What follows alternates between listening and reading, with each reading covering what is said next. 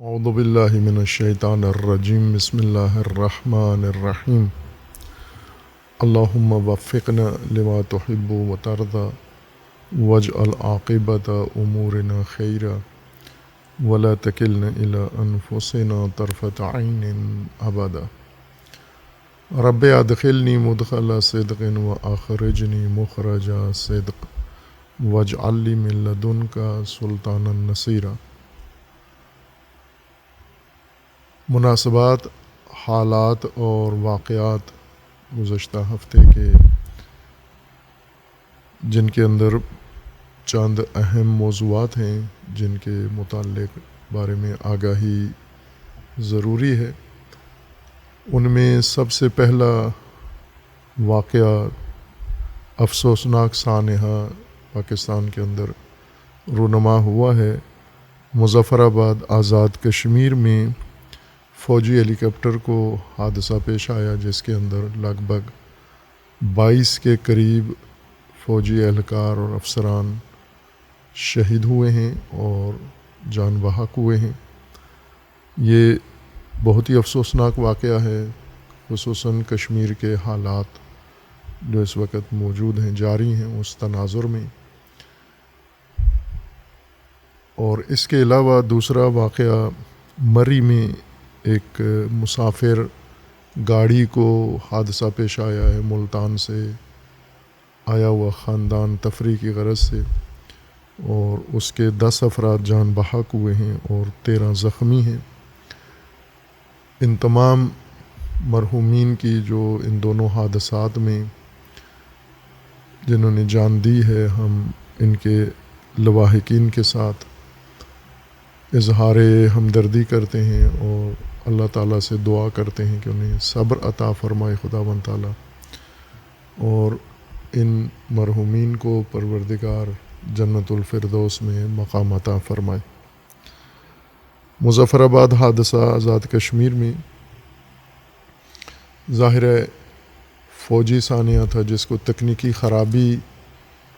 کہا گیا ہے۔ اگر تکنیکی خرابی ہی تھی تو بھی ایک کوتاہی ہے ایک منظم ادارے کے اندر، اور قیمتی جانیں ضائع ہو گئی ہیں۔ چونکہ جو ہی ہیلی کاپٹر اڑا ہے، اس نے اڑان بھری ہے، فوراً اس کو حادثہ پیش آ گیا ہے، اور جتنے اس کے اندر سوار افسران تھے اور فورس کے افراد تھے، اہلکار، وہ سارے شہید ہو گئے ہیں۔ البتہ بعض لوگ اس سانحہ کو دیگر پہلو سے بھی دیکھنے کی تجویز یا مشورہ دیتے ہیں، چونکہ اس وقت آزاد کشمیر بحران کا شکار ہے اور وہاں پر بحران شدید بھی ہو رہا ہے، اور ایک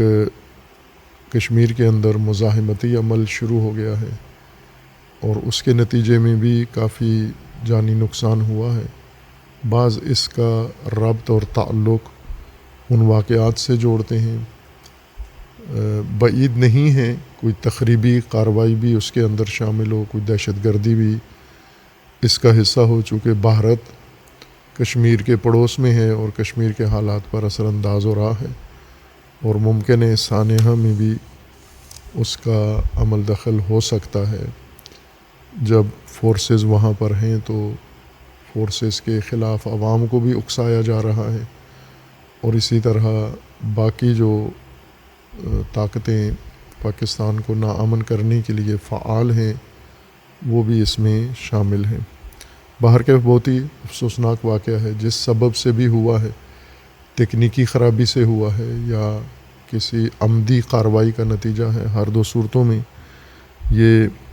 بہت بڑا سانحہ ہے۔ ہم شہدائے مظفر پور کے خاندان اور لواحقین کے ساتھ اظہار ہمدردی کرتے ہیں، اللہ تعالیٰ سے ان کے لیے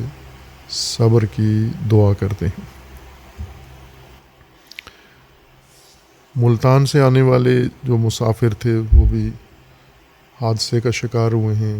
وہاں پر بھی کہا جاتا ہے کہ گاڑی جو کرائے پہ لی گئی تھی وہ خراب تھی، اس میں تکنیکی خرابی تھی۔ بعض ڈرائیور کی غفلت قرار دیتے ہیں۔ باہر کے حادثے کا جو بھی سبب ہو،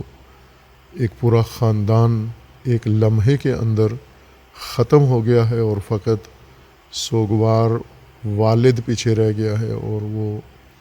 رو رہا ہے اور پچھتا بھی رہا ہے کہ میں نے کیوں جانے دیا ان کو. باہر کیف قضاء الہی تھی، اور اللہ تعالیٰ صبر دے بازماندگان کو، اور خداوند تعالیٰ مرحومین کی مغفرت فرمائے.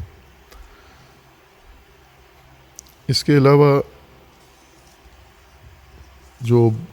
پاکستان سے متعلقہ اہم موضوع ہے وہ کشمیر کے حالات ہیں. آزاد کشمیر میں گزشتہ سال بھی یہ بحران کھڑا ہوا تھا، اور اس سال بھی شروع ہوا ہے اس موقع کے اوپر کہ جب ملکی حالات اور عالمی حالات نے خاص ایک جہت اختیار کی ہوئی ہے. ایسے میں کشمیر کے حالات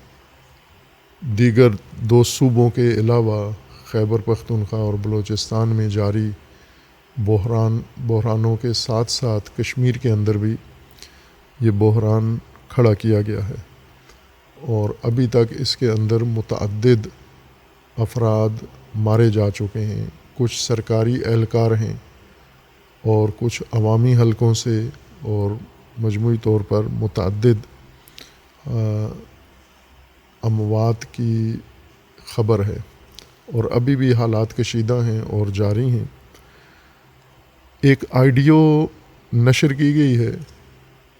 ان عوامی رہنماؤں کی جو احتجاج کر رہے ہیں اور کروا رہے ہیں عوام سے، اور وہ اگر صحیح ہے وہ آئیڈیو تو وہ بہت ہی خطرناک ہے. اور پاکستان کے اندر یہ ایک معمول ہے کہ لاشوں کے ذریعے سیاست کریں اور لاشوں کے ذریعے دباؤ بڑھائیں، لاشوں کو رکھ کر بحران کھڑا کریں. عرصے سے پاکستان میں مذہبی و سیاسی جماعتوں نے یہ رجحان اپنے اندر پال لیا ہے کہ ایسے حالات پیدا کیے جائیں کہ پولیس یا دیگر سیکیورٹی اداروں کے ہاتھوں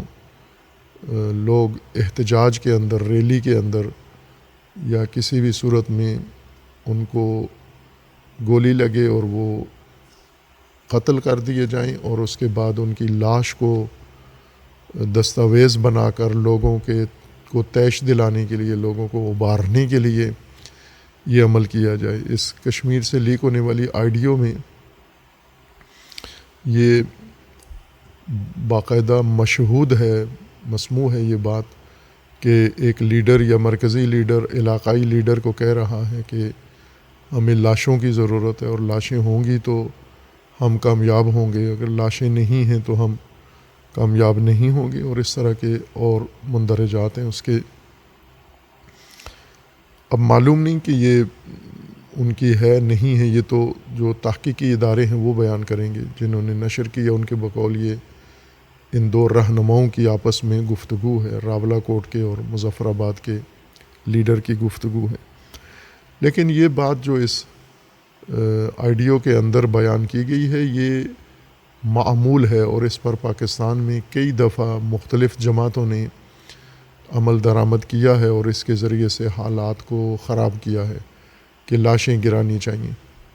احتجاج ایسا کریں کہ اس کے اندر فورسز جوابی کارروائی کریں،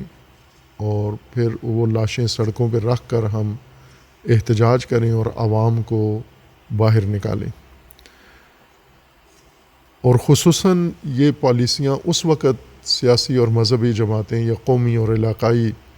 جماعتیں حکومت پر، ریاست پر دباؤ ڈالنے کے لیے اس وقت بناتی ہیں یہ پالیسی لاشوں والی کہ جب ریاست بھی طاقت کا استعمال کرنا شروع کر دے، اور ان کا رجحان جب پتہ چل جائے کہ یہ اب طاقت استعمال کریں گے یا اعلان کر دیں کہ ہم طاقت استعمال کریں گے، تو اس وقت وہ اس طرح کی پالیسی بنا لیتے ہیں کہ ہم ریاست کی طاقت کے استعمال سے ہی فائدہ اٹھاتے ہیں، کچھ بے گناہوں کو مروا کے پھر ان کی لاشوں سے باقی عوام کو بھڑکا کے اور اپنے اہداف و مقاصد حاصل کیے جائیں. تو ظاہر ہے کہ ریاست کا رجحان دیکھ کر یہ جماعتیں جو احتجاج کرتی ہیں یا حالات اور بحران کھڑے کرتی ہیں، ریاستی نبض دیکھ کر، ریاستی مزاج کو ٹو لگا کر پھر وہ اپنی حکمت عملی بناتے ہیں. تو ابھی بھی انہیں یہ احساس ہوا ہے کہ ریاست کا ارادہ طاقت استعمال کرنے کا اور طاقت سے ہر آواز کو دبانا ہے، تو اس لیے انہوں نے لاشوں کی پالیسی اختیار کر لی ہے۔ اب ظاہر ہے کہ کشمیر بہت ہی حساس حصہ ہے پاکستان کے اندر، ہر خطہ ہی حساس ہے، کسی کی اہمیت کم نہیں ہے، لیکن خصوصاً آزاد کشمیر کی حساسیت اس وجہ سے زیادہ ہے کہ ایک تو یہ متنازع علاقہ ہے، اور دوسرا اس کو پاکستان سے ایک ہٹ کر آزاد حیثیت اس کو حاصل ہے، اور تیسرا یہ ہے کہ یہ بھارت کی سرحد اس کے ساتھ ملتی ہے، اور کشمیر مجموعی طور پر وہ حصہ جو ہندوستان کے قبضے میں ہے، اور وہ جو آزاد حصہ ہے، ہر دو ایک سرزمین ہے، ایک ریاست ہے، ایک امت، ایک جمعیت، ایک قوم اس کے اندر آباد ہے، مسلمین کی سرزمین ہے۔ تو دونوں طرف کے حالات اور خصوصاً ہندوستان کے عزائم پاکستان کے بارے میں جو انہوں نے پہلے جنگوں کی صورت میں ظاہر کیے ہیں، ہر موقع فائدہ اٹھا کر پاکستان کے اندر ناامنی ایجاد کرنے کے لیے بھارت نے باقاعدہ ایک منصوبہ بندی بنائی ہوئی ہے، اور وہ تقریباً ہر پاکستانی کو معلوم ہے کہ ہندوستان پاکستان کو ناامن رکھنے کے لیے ایک فیل ریاست تک پہنچانے کے لیے کوئی قدم اٹھانے سے دریغ نہیں کرتا، عالمی سطح پر ہو، سفارتی طور پر ہو، تجارتی معاملات ہو، مالی معاملات ہوں، یا علاقائی اور سرحدی مسائل ہوں، سب میں موقعوں سے فائدہ اٹھاتا ہے اور پاکستان کو نقصان پہنچانے کی کوئی فرصت ہاتھ سے ضائع نہیں کرتا۔ بھارت نے ابھی تک پاکستان کے اندر دہشت گرد گروہوں کا نیٹ ورک بنایا ہے، سیاسی اور مذہبی دونوں، جو بھی پاکستان کے اندر حالات خراب کرنے کی طاقت توانائی رکھتا ہے تو فوراً بھارت اس کے سر پہ آ جاتا ہے، اس کا ہاتھ تھام لیتا ہے، اور پاکستان کے اندرونی حالات کو انہی پاکستانیوں کے ذریعے خراب کرنے کی کوشش کرتے ہیں۔ اور یہ تاریخ آج کی نہیں ہے بلکہ دیرینہ تاریخ ہے، اور کچھ ایسی جماعتیں اور لیڈر ایسے ہیں جن کے ثبوت خود اس جماعت کے ارکان نے بیان کر دیا ہے کہ باقاعدہ بھارت کے ساتھ ان کے تعلقات ہیں اور بھارت سے گٹھ جوڑ ہے، جیسے MQM مہاجر قومی موومنٹ جو بعد میں متحدہ بن گئی، اس کے لیڈر کے تعلقات تھے، اس جماعت کے تعلقات تھے، یہ پیسے بھی بھارت سے لیتے تھے، جس کا اقرار اعتراف موجودہ MQM کے رہبروں نے کیا ہے اور کئی دفعہ کیا ہے کہ یہ کام ہوا ہے ان کے بانی کے دور میں، اور انہوں نے پاکستان کے حالات ناامن کرنے کے لیے اس جماعت کو سب سے زیادہ توانا اور سب سے زیادہ موزوں قرار دے کر باہری سرمایہ کاری اس کے اوپر کی، اور وہ ضائع بھی نہیں گئی، چونکہ اس جماعت نے پاکستان کو بھرپور طریقے سے ناامن کیا، کراچی جیسا شہر انہوں نے ناامن کیا، اور پھر ایک موقع پر آ کر جب انہوں نے بالکل کھل کے ریاست کے خلاف آ کے نعرے لگائے اور کھل کے دشمنی ظاہر کی، تو ریاستی پالیسی میں پھر تبدیلی آئی۔ اس سے پہلے ریاست نے چشم پوشی کی پالیسی اختیار کی ہوئی تھی، چونکہ یہ ریاست کی اپنی بنائی ہوئی جماعت تھی، اس لیے کوشش کرتے تھے کہ یہ اثاثہ سرمایہ محفوظ رہے، لیکن ان کے مخبوط الحواس لیڈر نے اور نامتوازن لیڈر نے، جو پہلے ہی ثابت ہو چکا تھا کہ یہ متوازن انسان نہیں ہے، لیکن ریاست اس وقت کے ریاستی عناصر سمجھتے تھے کہ شاید اسی طرح کا انسان چاہیے ہوتا ہے حالات کو بگاڑنے کے لیے، لہٰذا یہ جماعت رہی، بڑے عرصہ تک سرپرستی میں رہی، لیکن جب انہوں نے حدیں کراس کیں تو پھر ان کے اوپر، ان کے لیڈر کے اوپر قدغن لگا دی گئی، جماعت قلعدم نہیں ہوئی، بائیں کہ زیادہ نقصان پہنچانے والی یہ جماعت رہی ہے، ہر طرح کا انہوں نے جرم و جنایت کیا ہے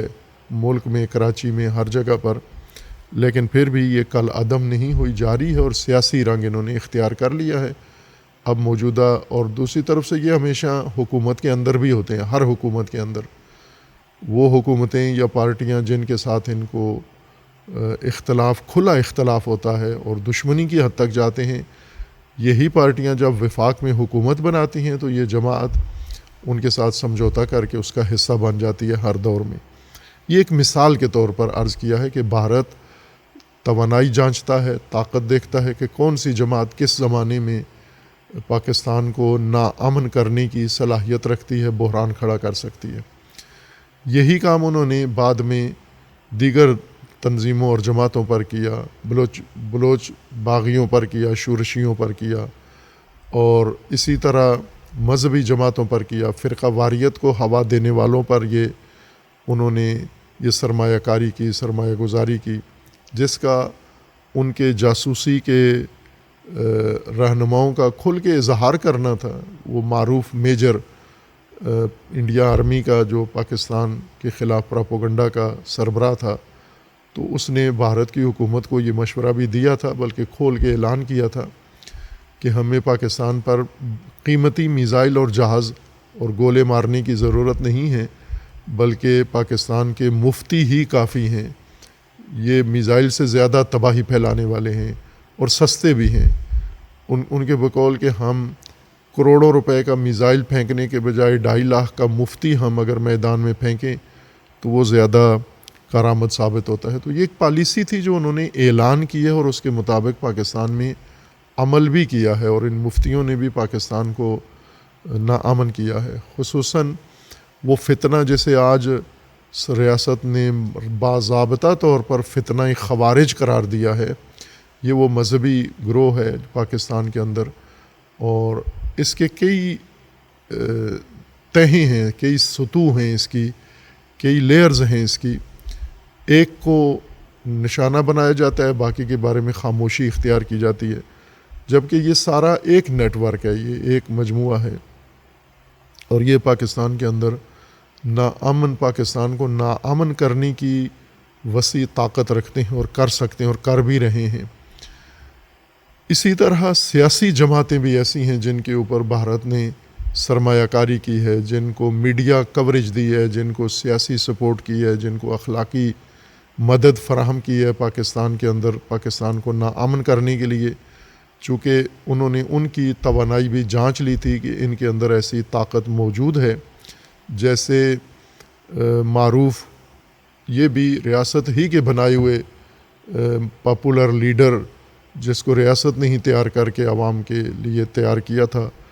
بھارت نے بھی ان کی توانائی دیکھ لی۔ ہمارے اسٹیبلشمنٹ کے رہنماؤں نے جب ان کی صلاحیتیں پرکھیں تو انہیں لے آئے مرکز میں باقی پارٹیوں کو میدان سیاست سے باہر کرنے کے لیے، اور جب انہوں نے ان کی توانائی جانچی تو بھارت نے بھی ان کی طاقت کو دیکھ لیا کہ یہ پاکستان کو ناامن کرنے کی کتنی قوت رکھتے ہیں اور کتنے خطرناک ثابت ہو سکتے ہیں۔ لہٰذا انہوں نے بھی، اگر پہلے تو ثبوتوں میں ہے کہ مالی مدد کی، اگر مالی مدد نہیں بھی کی تو میڈیا مدد اور پراپوگنڈا مدد اور باقی ان کے لیے کافی انہوں نے زمینہ سازی کی ہے۔ یہ اشارے ہیں کہ بھارت کوئی فرصت پاکستان کے خلاف ضائع نہیں کرتا کسی بھی قوم کو۔ گلگت بلتستان میں بھارت کی شدید دلچسپی ہے، اور وہاں پر بھی ہم نے بارہا اس نقطے کی نشاندہی کی ہے کہ ذرا سی بھی ریاستی غلطی وہاں کے معاملات کو بھی خطرناک حد تک لے جا سکتی ہے، اور ریاست کو تدبیر سے، حکمت عملی سے اور عوام کے اعتماد حاصل کرنے سے ان معاملات کو چلانا چاہیے۔ طاقت کا استعمال کریں، باغیوں کے خلاف استعمال کریں، شورشیوں کے خلاف استعمال کریں، فتنوں کے خلاف طاقت کا استعمال کریں اور بھرپور استعمال کریں، اور کر بھی رہے ہیں لیکن محدود سطح پہ کر رہے ہیں۔ جن کے خلاف زیادہ طاقت کے ساتھ میدان میں آنا چاہیے تھا، ان کے خلاف تھوڑی طاقت کے ساتھ میدان میں جا رہے ہیں، اور وہ زیادہ نقصان پہنچاتے ہیں، افواج کا نقصان کرتے ہیں، پولیس کو نقصان پہنچاتے ہیں۔ لیکن اگر ریاست پوری طاقت کے ساتھ ایک ہی دفعہ ان کا مقابلہ کر دے، وہ ہمیشہ کے لیے ختم ہو جائیں گے۔ لیکن جس طرح فیلڈ مارشل صاحب نے 2-3 دفعہ اشارہ کیا ہے کہ ہم جب بھی بھرپور طاقت استعمال کر کے اس فتنے کو ختم کرنے کے لیے پلاننگ کرتے ہیں، ہمارے مقابلے میں سیاسی مذہبی گٹھ جوڑ سامنے آ جاتا ہے، اور یہ بالکل واضح بات ہے، اس میں کوئی ابہام نہیں ہے کہ ایسا گٹھ جوڑ پاکستان میں موجود ہے۔ وہ گٹھ جوڑ حکومتی حلقوں کے اندر بھی ہے، سیاستدانوں میں بھی ہے، اور مذہبی گٹھ جوڑ بھی ہے۔ یہ فوراً جس طرح عزم استحکام آپریشن روکا گیا دباؤ ڈال کر سیاسی مذہبی جماعتوں نے، اور بعد میں یہ خود بھی اس کا شکار ہوئے دہشت گردی کا، لیکن اس وقت ریاست کو انہوں نے دباؤ میں رکھا اور وہ آپریشن واپس لینا پڑا، بلکہ معذرت کرنی پڑی کہ ایسا کوئی ہمارا ارادہ نہیں ہے۔ خوب اس قسم کی غلطیاں بھی ہوتی ہیں۔ اسی طرح نئی جماعتیں پھر سیکھتی ہیں کہ اگر ایک بڑی دوسری جماعت ہے، وہ شورش کرتی ہے، بغاوت کرتی ہے، ناامنی پھیلاتی ہے، تو اور ان کے خلاف چشم پوشی کی جاتی ہے، تو ان کو بھی شوق چڑھتا ہے کہ ہم بھی یہ آزمائیں، اور ممکن ہے ہم بھی ریاست کو اپنے دباؤ میں لے آئیں، حکومت کو دباؤ میں لے آئیں۔ چونکہ حکومت میں سیاسی لوگ ہوتے ہیں، ان کو عوامی حمایت کی ضرورت ہوتی ہے، تو یہ بعض اوقات چشم پوشی کرتے ہیں، انہی بحران بنانے والی کمپنیوں اور بحران بنانے والی بحران ساز تنظیموں کے بارے میں سیاسی لوگ چشم پوشی کرتے ہیں، اور ریاست کو بھی اس پر مجبور کرتے ہیں کہ ان کے بارے میں چشم پوشی کی جائے، لیکن یہ وہ لوگ ہیں جنہیں موقع نہیں دینا چاہیے۔ اس میں بھی شک نہیں ہے کہ پاکستان کے عوام مختلف پہلوؤں سے سختی میں ہیں، مشکلات میں ہیں، شکایات ہیں ان کے حقوق خصوصی طور پر پاکستانی عوام کے، یہ بہت اہم موضوع ہے۔ اجتماعی طور پر بھی اور علاقائی طور پر بھی کئی جمعیتیں ایسی ہیں جن کے حقوق نظر انداز کیے جاتے ہیں، نہیں ملتے ان کو حقوق، محروم علاقے ہیں، ان کے سیاسی مطالبات، ان کے معاشی مطالبات، ان کے مالی مطالبات اور ان کے دیگر ترقیاتی مطالبات پر کان نہیں دھرے جاتے، یا مجبوریوں کی وجہ سے ان کے توقعات پوری نہیں کی جاتی، اور وہ اس سے فائدہ اٹھاتے ہیں حالات کو ناامن کرنے کے لیے۔ یہ بات مسلم ہے کہ عوام کے حقوق مختلف جگہوں پر پورے نہیں ہوتے، اور وہ حقوق اگر حکومت کسی حد تک پورے کرے، کچھ تو سنے ان کی بات تاکہ شورش تک اور بغاوت تک مسئلہ نہ پہنچے، لیکن جب سرے سے بات سنی ہی نہیں جاتی تو جو باغی ذہنیت رکھنے والے بحران ساز ہیں یا بیرونی اعلی کار ہیں، وہ ایسے ناراض لوگوں سے یا ایسے حقوق کے سے محروم لوگوں سے فائدہ اٹھاتے ہیں، ان کے اندر اشتعال پھیلاتے ہیں، ان کے جذبات کو ابھارتے ہیں، اور اس کا ذمہ دار ریاست کو قرار دیتے ہیں، فوج کو قرار دیتے ہیں، اور پھر ریاست فوج کے خلاف ان کو اکساتے ہیں، بھڑکاتے ہیں، اور مسلحانہ کارروائیوں تک لے آتے ہیں، اور ایک تصادم کی شکل پیدا کر دیتے ہیں۔ تو یہاں پر جب عوام کے جس مسئلے سے، عوام کی جس محرومی سے یہ لیڈر استفادہ کرتے ہیں، اسی کو ریاست کو بھی پکڑ لینا چاہیے، اسی محرومی کو، اور ریاست ان سے پہلے، حکومت ان سے پہلے جا کر ترجیحی بنیادوں پر ان مسائل کو حل کرے جن سے یہ بحران پیدا کرنے والے یا جو ناامنی پھیلانے والے لوگ ہیں وہ فائدہ جس سے اٹھاتے ہیں، اس سے پہل کر کے ریاست و حکومت یہ کام کرے۔ یعنی حکومت کے اندر باقاعدہ ایسا کوئی انتظام ہو، ایسے وزراء مختص ہوں جو محروم علاقوں، محروم عوام اور محروم طبقات کے ساتھ رابطے میں رہیں، اور ان کی محرومیت کا سدباب مسلسل کرتے رہیں تاکہ بحران تک بات نہ پہنچے۔ ظاہر ہے کشمیر کے اندر بھی اسی طرح کی صورتحال ہے کہ وہاں پر کشمیریوں کو، بائیں کے کشمیر کے لیے پاکستان نے جو کچھ کیا ہے شاید پاکستان کے کسی اور خطے کے لیے یہ نہیں کیا، اور یہ کرنا لازم ہے، یہ کشمیریوں پر احسان نہیں ہے، چونکہ کشمیر پاکستان کا حصہ ہے، ہر چند سرحدی تنازع کی وجہ سے بھارت کے ساتھ اس کو آزاد کشمیر کہا جاتا ہے، لیکن پاکستان ہے، کشمیر بھی پاکستان ہے، یہ کشمیر بھی پاکستان ہے، مقبوضہ کشمیر بھی پاکستان ہے، اور یہ سب جہاں جہاں بھی پاکستانی ہیں، جہاں بھی پاکستان کا قانونی و آئینی دائرہ کار ہے، یہ سب پاکستان کا حصہ ہے۔ پاکستان کی سرزمین کا حصہ ہے. ان کے لیے پاکستان نے اب جو سہولتیں اہل کشمیر کو ہیں یہ پاکستان کے کسی خطے میں کسی کو بھی نہیں ہیں. ان کی بجلی تقریباً فری ہے، ان کو سبسڈی دی جاتی ہے، ان کو آٹا گندم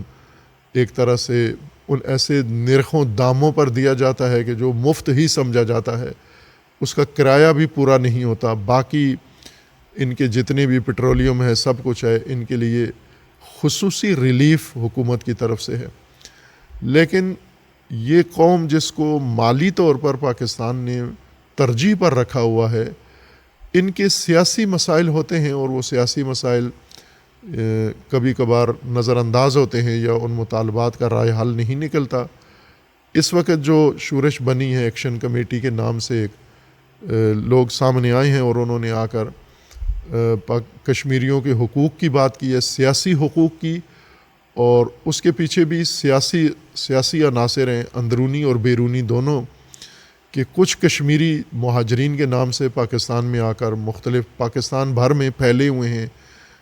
اور انہیں کشمیری ہی پاکستان نے مانا ہوا ہے، انہیں کشمیری ہی کہتے ہیں، خواہ وہ لاہور میں رہتے ہوں، گوجرانوالہ میں رہتے ہوں، بلوچستان میں، سندھ میں، کہیں بھی رہتے ہوں، KPK میں رہتے ہوں،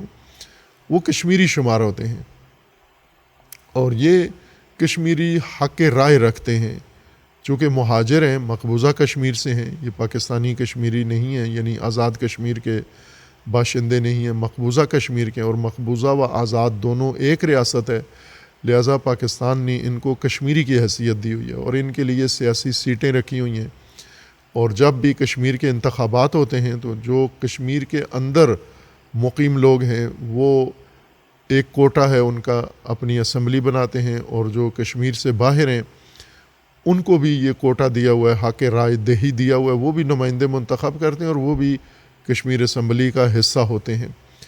ان پر جو کشمیر کے اندر مقیم کشمیری ہیں ان کو اعتراض ہے کہ جو کشمیری کشمیر سے باہر ہیں یہ کشمیر اسمبلی میں ان کی نمائندگی ختم کی جائے. اب یہ ایک سیاسی تکنیکی قسم کی بات ہے اور اس کو آئینی قانونی طور پر جائزہ لیا جائے، نہ کہ سڑکوں پر اور دباؤ کے ذریعے اور پریشر کے ذریعے. لیکن بہر کیف یہ ایک ایسی بات تھی جسے الجھانے کے لیے بہانہ قرار دیا گیا اور کئی دفعہ کشمیر کے اندر ایسی تشویش پھیلائی گئی ہے اور ابھی اس کی آگے انتہا پسندی کی حد تک، تشدد کی حد تک، اور انہوں نے CMH اسپتال کا محاصرہ کر کے اور کئی سیکیورٹی اہلکاروں کو شہید کیا، جس کے جواب میں جوابی کارروائی بھی ہوئی اور اس میں بھی کچھ لوگ مارے گئے. اور اب احتجاج جاری ہے اور اس طرح کشمیر کی پرامن سرزمین کو بحران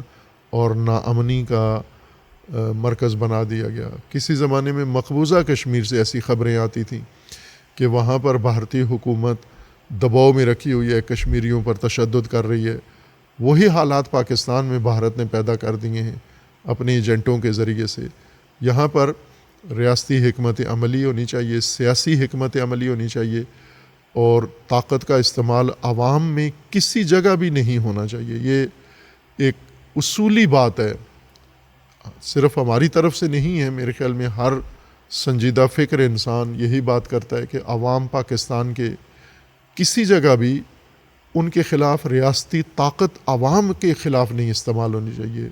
یہ طاقت پاکستان دشمنوں کے خلاف استعمال ہونی چاہیے، یہ طاقت دہشت گردوں کے خلاف استعمال ہونی چاہیے، یہ طاقت خوارج کے خلاف استعمال ہونی چاہیے، فتنوں کے خلاف استعمال ہونی چاہیے. عوام کے خلاف کہیں بھی طاقت استعمال نہ ہو. ریاست کو، عوام کو اپنے اعتماد میں لینا چاہیے. اگر کسی جگہ اعتراض ہے، احتجاج ہے عوام کا، تو اس کو سیاسی طور پر یا اس کو اجتماعی لحاظ سے دیکھا جائے. طاقت کے ذریعے مزید مسائل الجھتے ہیں، بپھرتے ہیں، اور باوجود اس کے کہ کشمیر میں انتخابات ہوتے ہیں، پاکستان کی ہی جماعتیں وہاں پر کامیاب ہوتی ہیں. اس وقت پیپلز پارٹی کی حکومت ہے اور پیپلز پارٹی سمجھوتوں میں ایک معروف جماعت ہے کہ وہ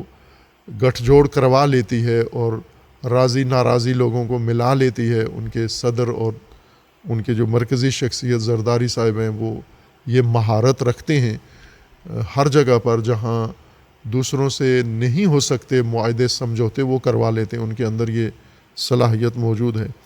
ان کی حکومت ہے اور یہ سمجھوتے والے لوگ ہیں، تو یہ مسئلہ رائے حل اس کا نکل سکتا ہے۔ تو دونوں طرف سے ہیں کہ اگر بھارت کے پروردہ، بھارت کے تحت اثر جو لوگ ہیں، ان کو چاہیے ریاست طاقت استعمال کرے تاکہ وہ بہانہ بنا کے ریاست کے خلاف شورش کروائیں لوگوں کو، تو یہاں پر ریاست کو اجتناب کرنا چاہیے طاقت کے استعمال سے، اور سیاست کے ذریعے اور حکمت عملی اور مذاکرات کے ذریعے معاملات کو حل و فصل کریں۔ البتہ ایکشن کمیٹی جس کی آئیڈیو لیک ہوئی ہے، ان کو کل عدم قرار دیا گیا ہے، اور ایکشن کمیٹی میں جو افراد ہیں، اگر ایکشن کمیٹی عوامی حقوق کا مطالبہ کرتی ہے اور اس کو کل عدم قرار دیا گیا ہے تو یہ عوام کے لیے اور زیادہ حساسیت بن سکتی ہے۔ لیکن اگر ایکشن کمیٹی کے اندر جن لوگوں کی آئیڈیو ہے، اس قسم کے جو لوگ ہیں، انہیں اگر ایکشن کمیٹی سے بھی نکال دیا جائے اور ان پہ پابندی لگا دی جائے، ان لوگوں کو کل عدم قرار دیا جائے، تو یہ بہتر رائے حل ہوگا، سب کو قابل قبول ہوگا۔ بہرکیف کشمیر کے حالات افسوسناک حد تک کشیدہ ہیں اور بھارت اس ساری کشیدگی سے فائدہ اٹھا رہا ہے۔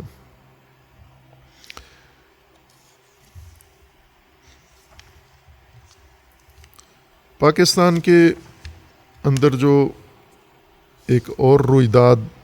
گزشتہ ہفتے انجام پائی ہے، وہ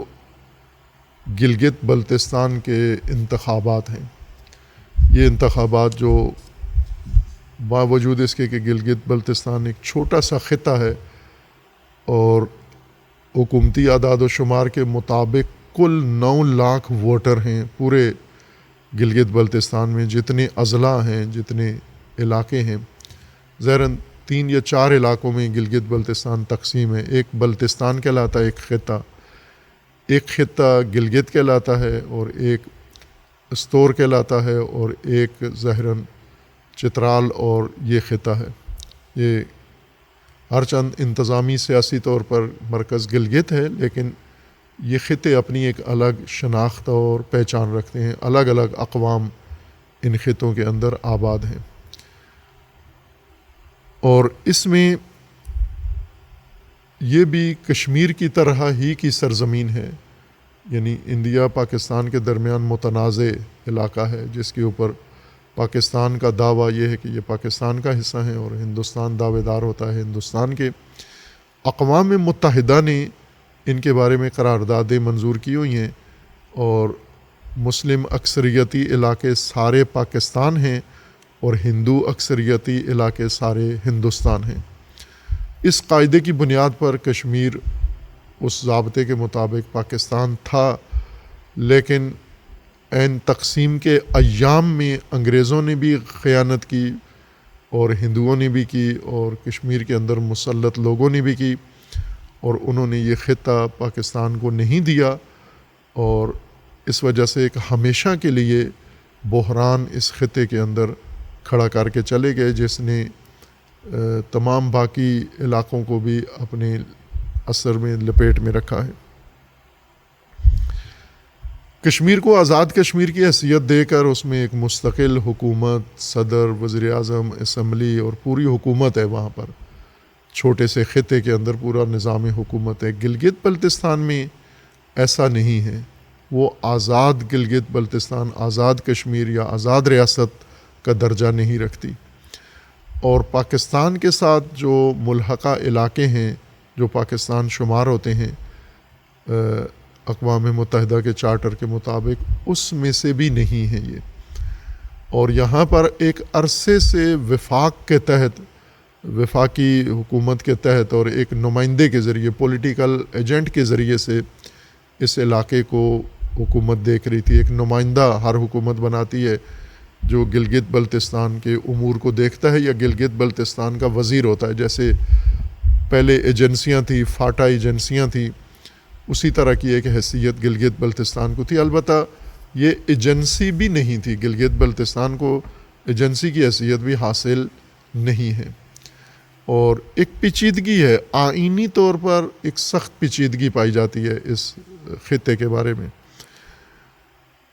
لیکن وہاں پر پاکستانی حکومتوں نے، خصوصاً پیپلز پارٹی کی حکومت نے، زرداری صاحب نے اپنے پہلے دور صدارت میں ہی ان کے لیے رائے حل نکالا اور یہاں پر انتخابات کروائے اور انہیں ایک حیثیت دی، ایک آرڈیننس کے ذریعے سے، ایک حکومتی نوٹیفیکیشن کے ذریعے سے ایک عبوری انتظامی حیثیت ان کو دی کہ وہ باقاعدہ حکومت بھی نہیں ہے، ہر چند وزیر اعلیٰ بنایا جاتا ہے لیکن آزاد کشمیر میں وزیر اعظم ہوتا ہے نہ وزیر اعلیٰ، یعنی ان کو پوری حیثیت سے نہیں ہے، صوبائی ایک عبوری صوبہ حکومتی نوٹیفیکیشن سے اس کو بنایا گیا، آئینی صوبہ نہیں ہے۔ آئینی صوبہ ہوتا تو اس کی قومی اسمبلی میں نشستیں ہوتی، سینٹ میں اس کی نشستیں ہوتی، اور جس طرح صوبوں کا باقی حق ہے، فنڈز میں صوبوں کا حق ہے، ان فنڈز میں بھی ان کا حق ہوتا اور ساری نمائندگی ہوتی، لیکن اس طرح کی صورتحال ان کی نہیں ہے۔ اسی میں ایک انتظامی عمل شروع ہوا اور اس میں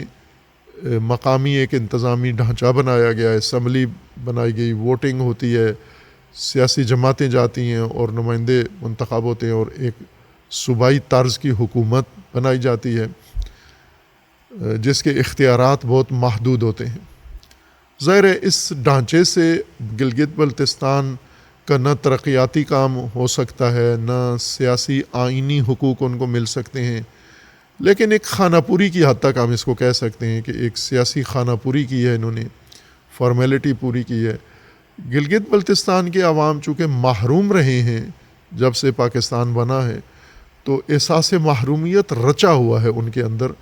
لہٰذا انہوں نے اپنے لیے یہ حیثیت عبوری یا ایک آئینی حیثیت سے بالکل ایک مبہم حیثیت کو بھی غنیمت سمجھا ہے اپنے لیے، اور بہت پرجوش ہیں۔ اتنے پرجوش پاکستان بھر کے عوام نہیں ہیں جتنے گلگت بلتستان کے عوام پرجوش ہیں۔ الیکشن جب آتا ہے، انتخاب آتا ہے، انہیں پتہ ہوتا ہے کہ جن لوگوں کو ہم چن رہے ہیں ان کے اختیارات نہیں ہیں، یہ کوئی بنیادی فیصلہ نہیں کر سکتے، یہ صرف انتظامی امور کے لیے بنائے جاتے ہیں محدود وسائل کے ساتھ، اور ایک ڈھارس سی تقریباً سمجھیں اس سیاسی نظام کے ذریعے سے دی گئی ہے، لیکن عوام میں بہت جوش و خروش ہے اس نظام کے بارے میں جو گلگت بلتستان کو دیا۔ وہ سمجھتے ہیں کہ یہ آزادی سے کم نہیں ہے، یہ بہت بڑا ایک احسان ہے اور بہت بڑی اچیومنٹ اس کو سمجھتے ہیں گلگت بلتستان کے لوگ۔ لہٰذا اس انتخابات کی تیاریاں وہ 5 سال پورے کرتے ہیں۔ مثلا ابھی انتخابات ہوئے ہیں 7 جون کو اور آج 12 جون ہے،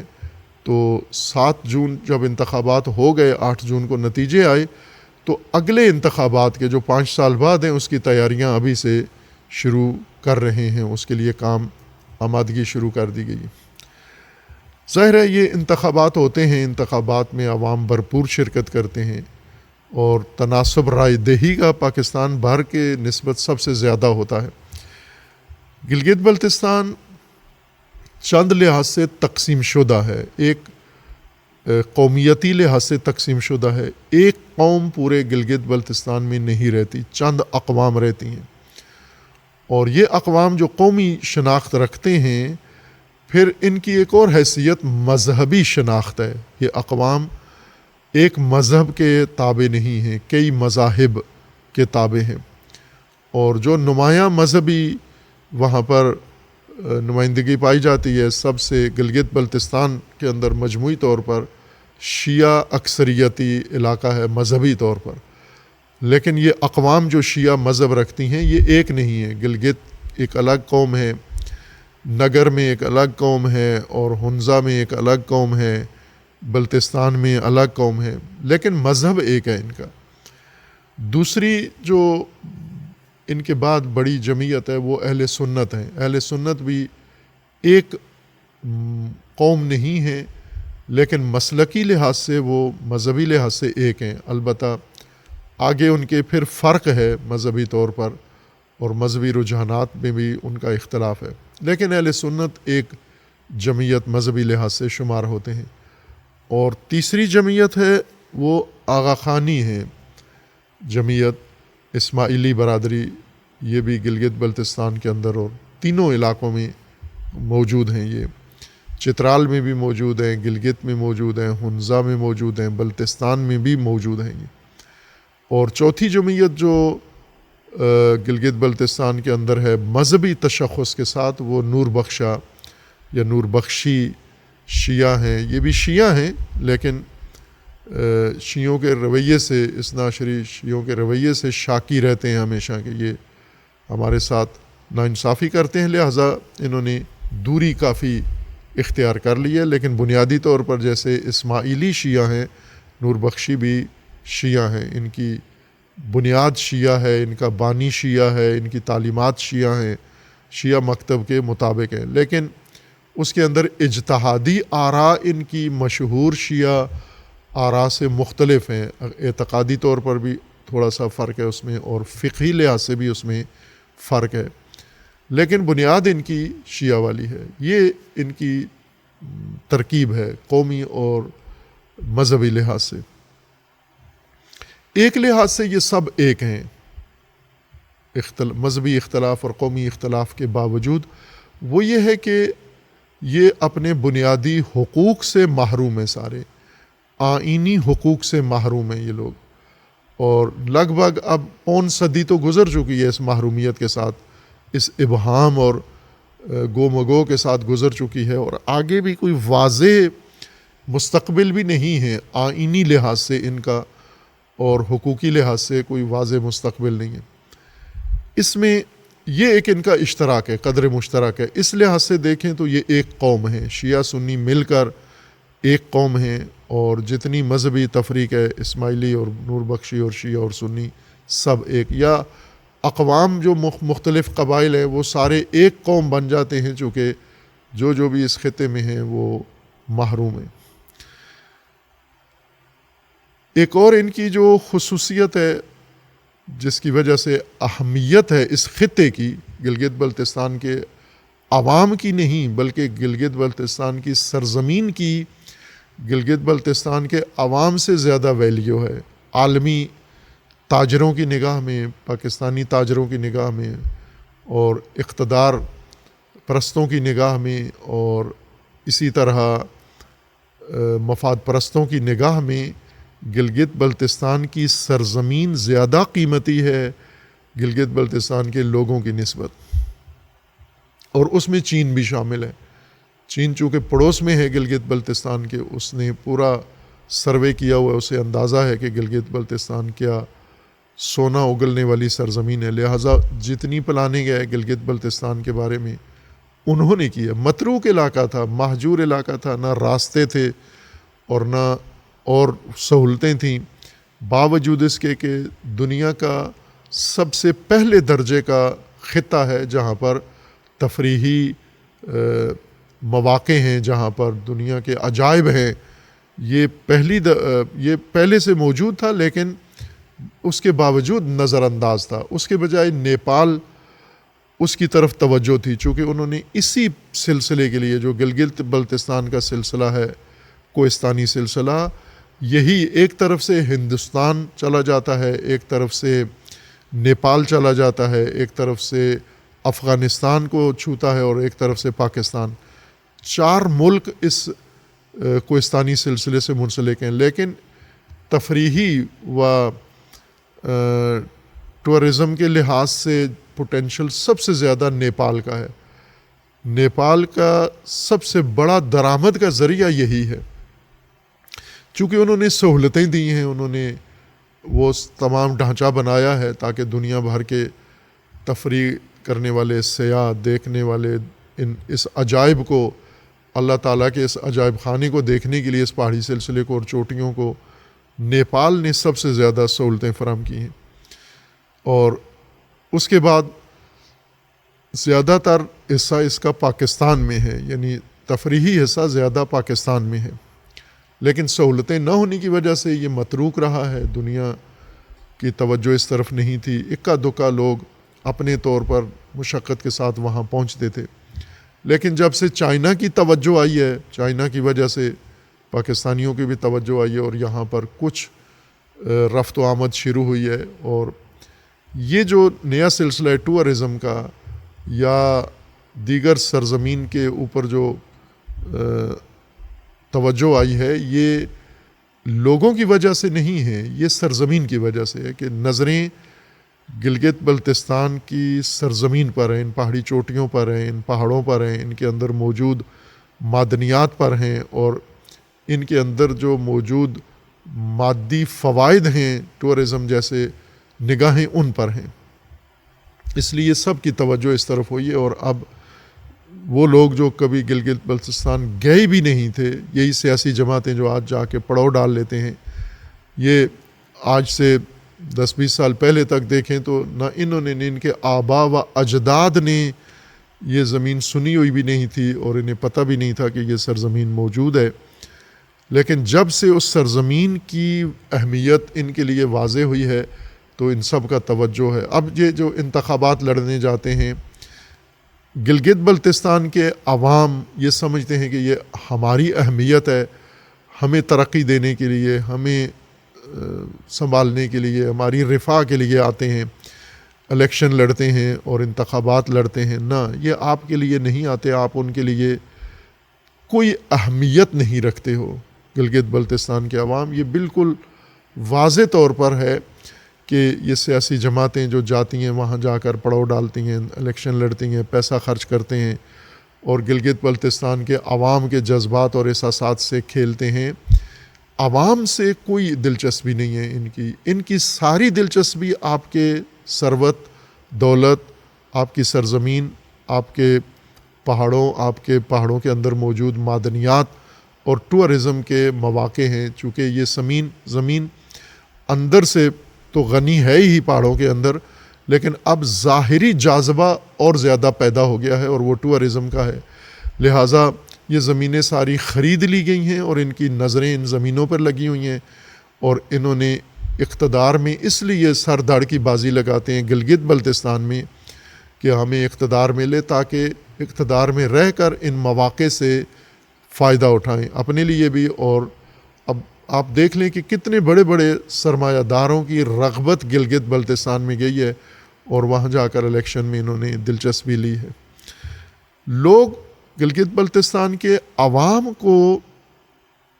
اب یہاں شعور سے سوچنے کی ضرورت ہے کہ ٹھیک ہے وہ سرزمین بہت قیمتی ہے، لیکن گلگت بلتستان کے لوگوں سے زیادہ قیمتی نہیں ہے. اصل ارزش و قیمت گلگت بلتستان کے لوگوں کی ہے، عوام کی ہے. نہ یہ کہ عوام کو ایک اوزار کے طور پر، ہتھیار کے طور پر، ٹول کے طور پر استعمال کیا جائے، چھوٹے چھوٹے لالچیں دے کر، چھوٹے چھوٹے ان کو دے کے وعدے دے کر اور ان کو اس میں مصروف رکھ کے اور ان کے بنیادی چیزیں ان کے ہاتھ سے لے لی جائیں.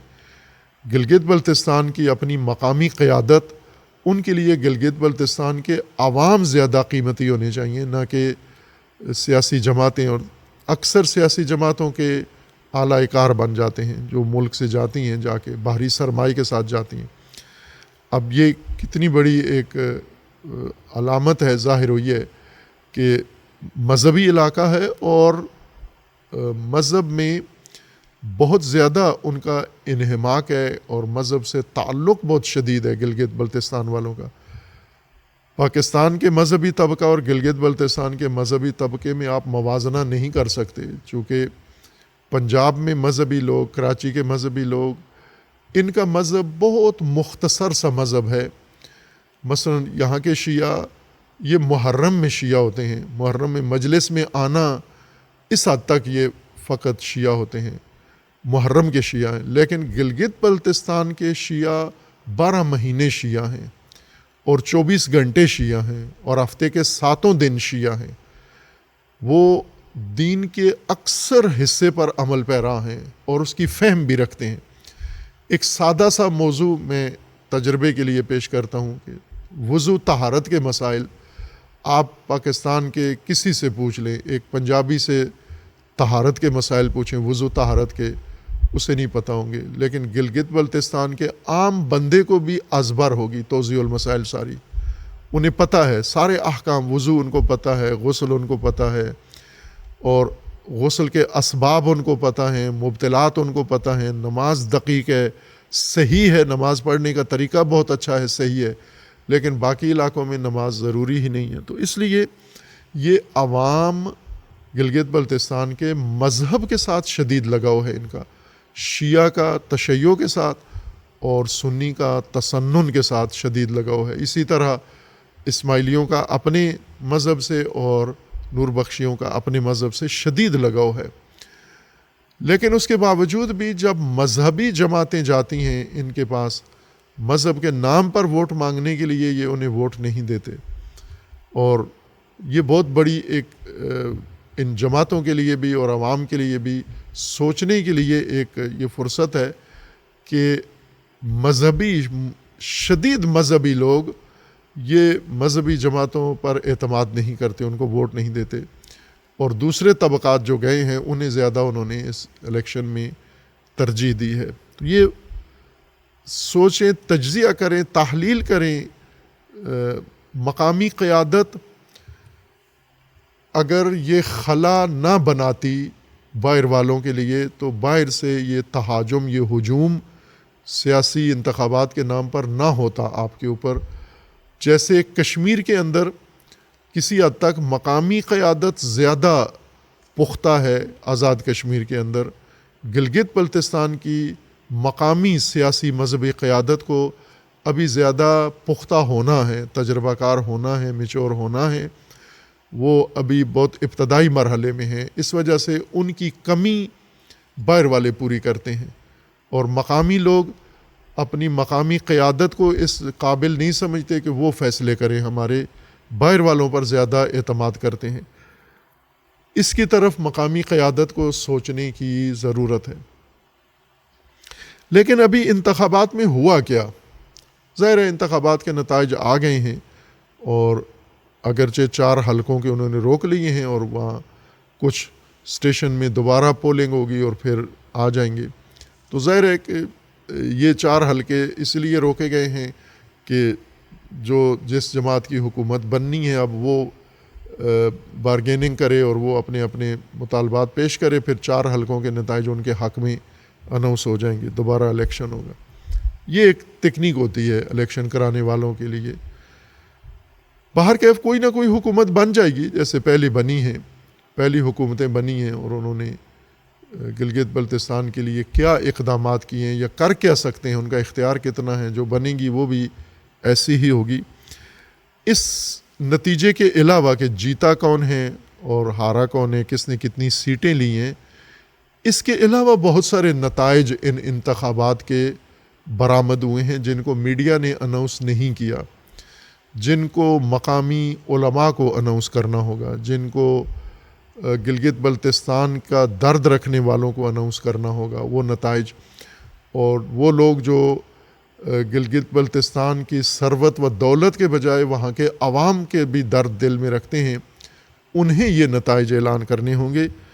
اور وہ نتائج یہ ہیں کہ گلگت بلتستان میں انتخابات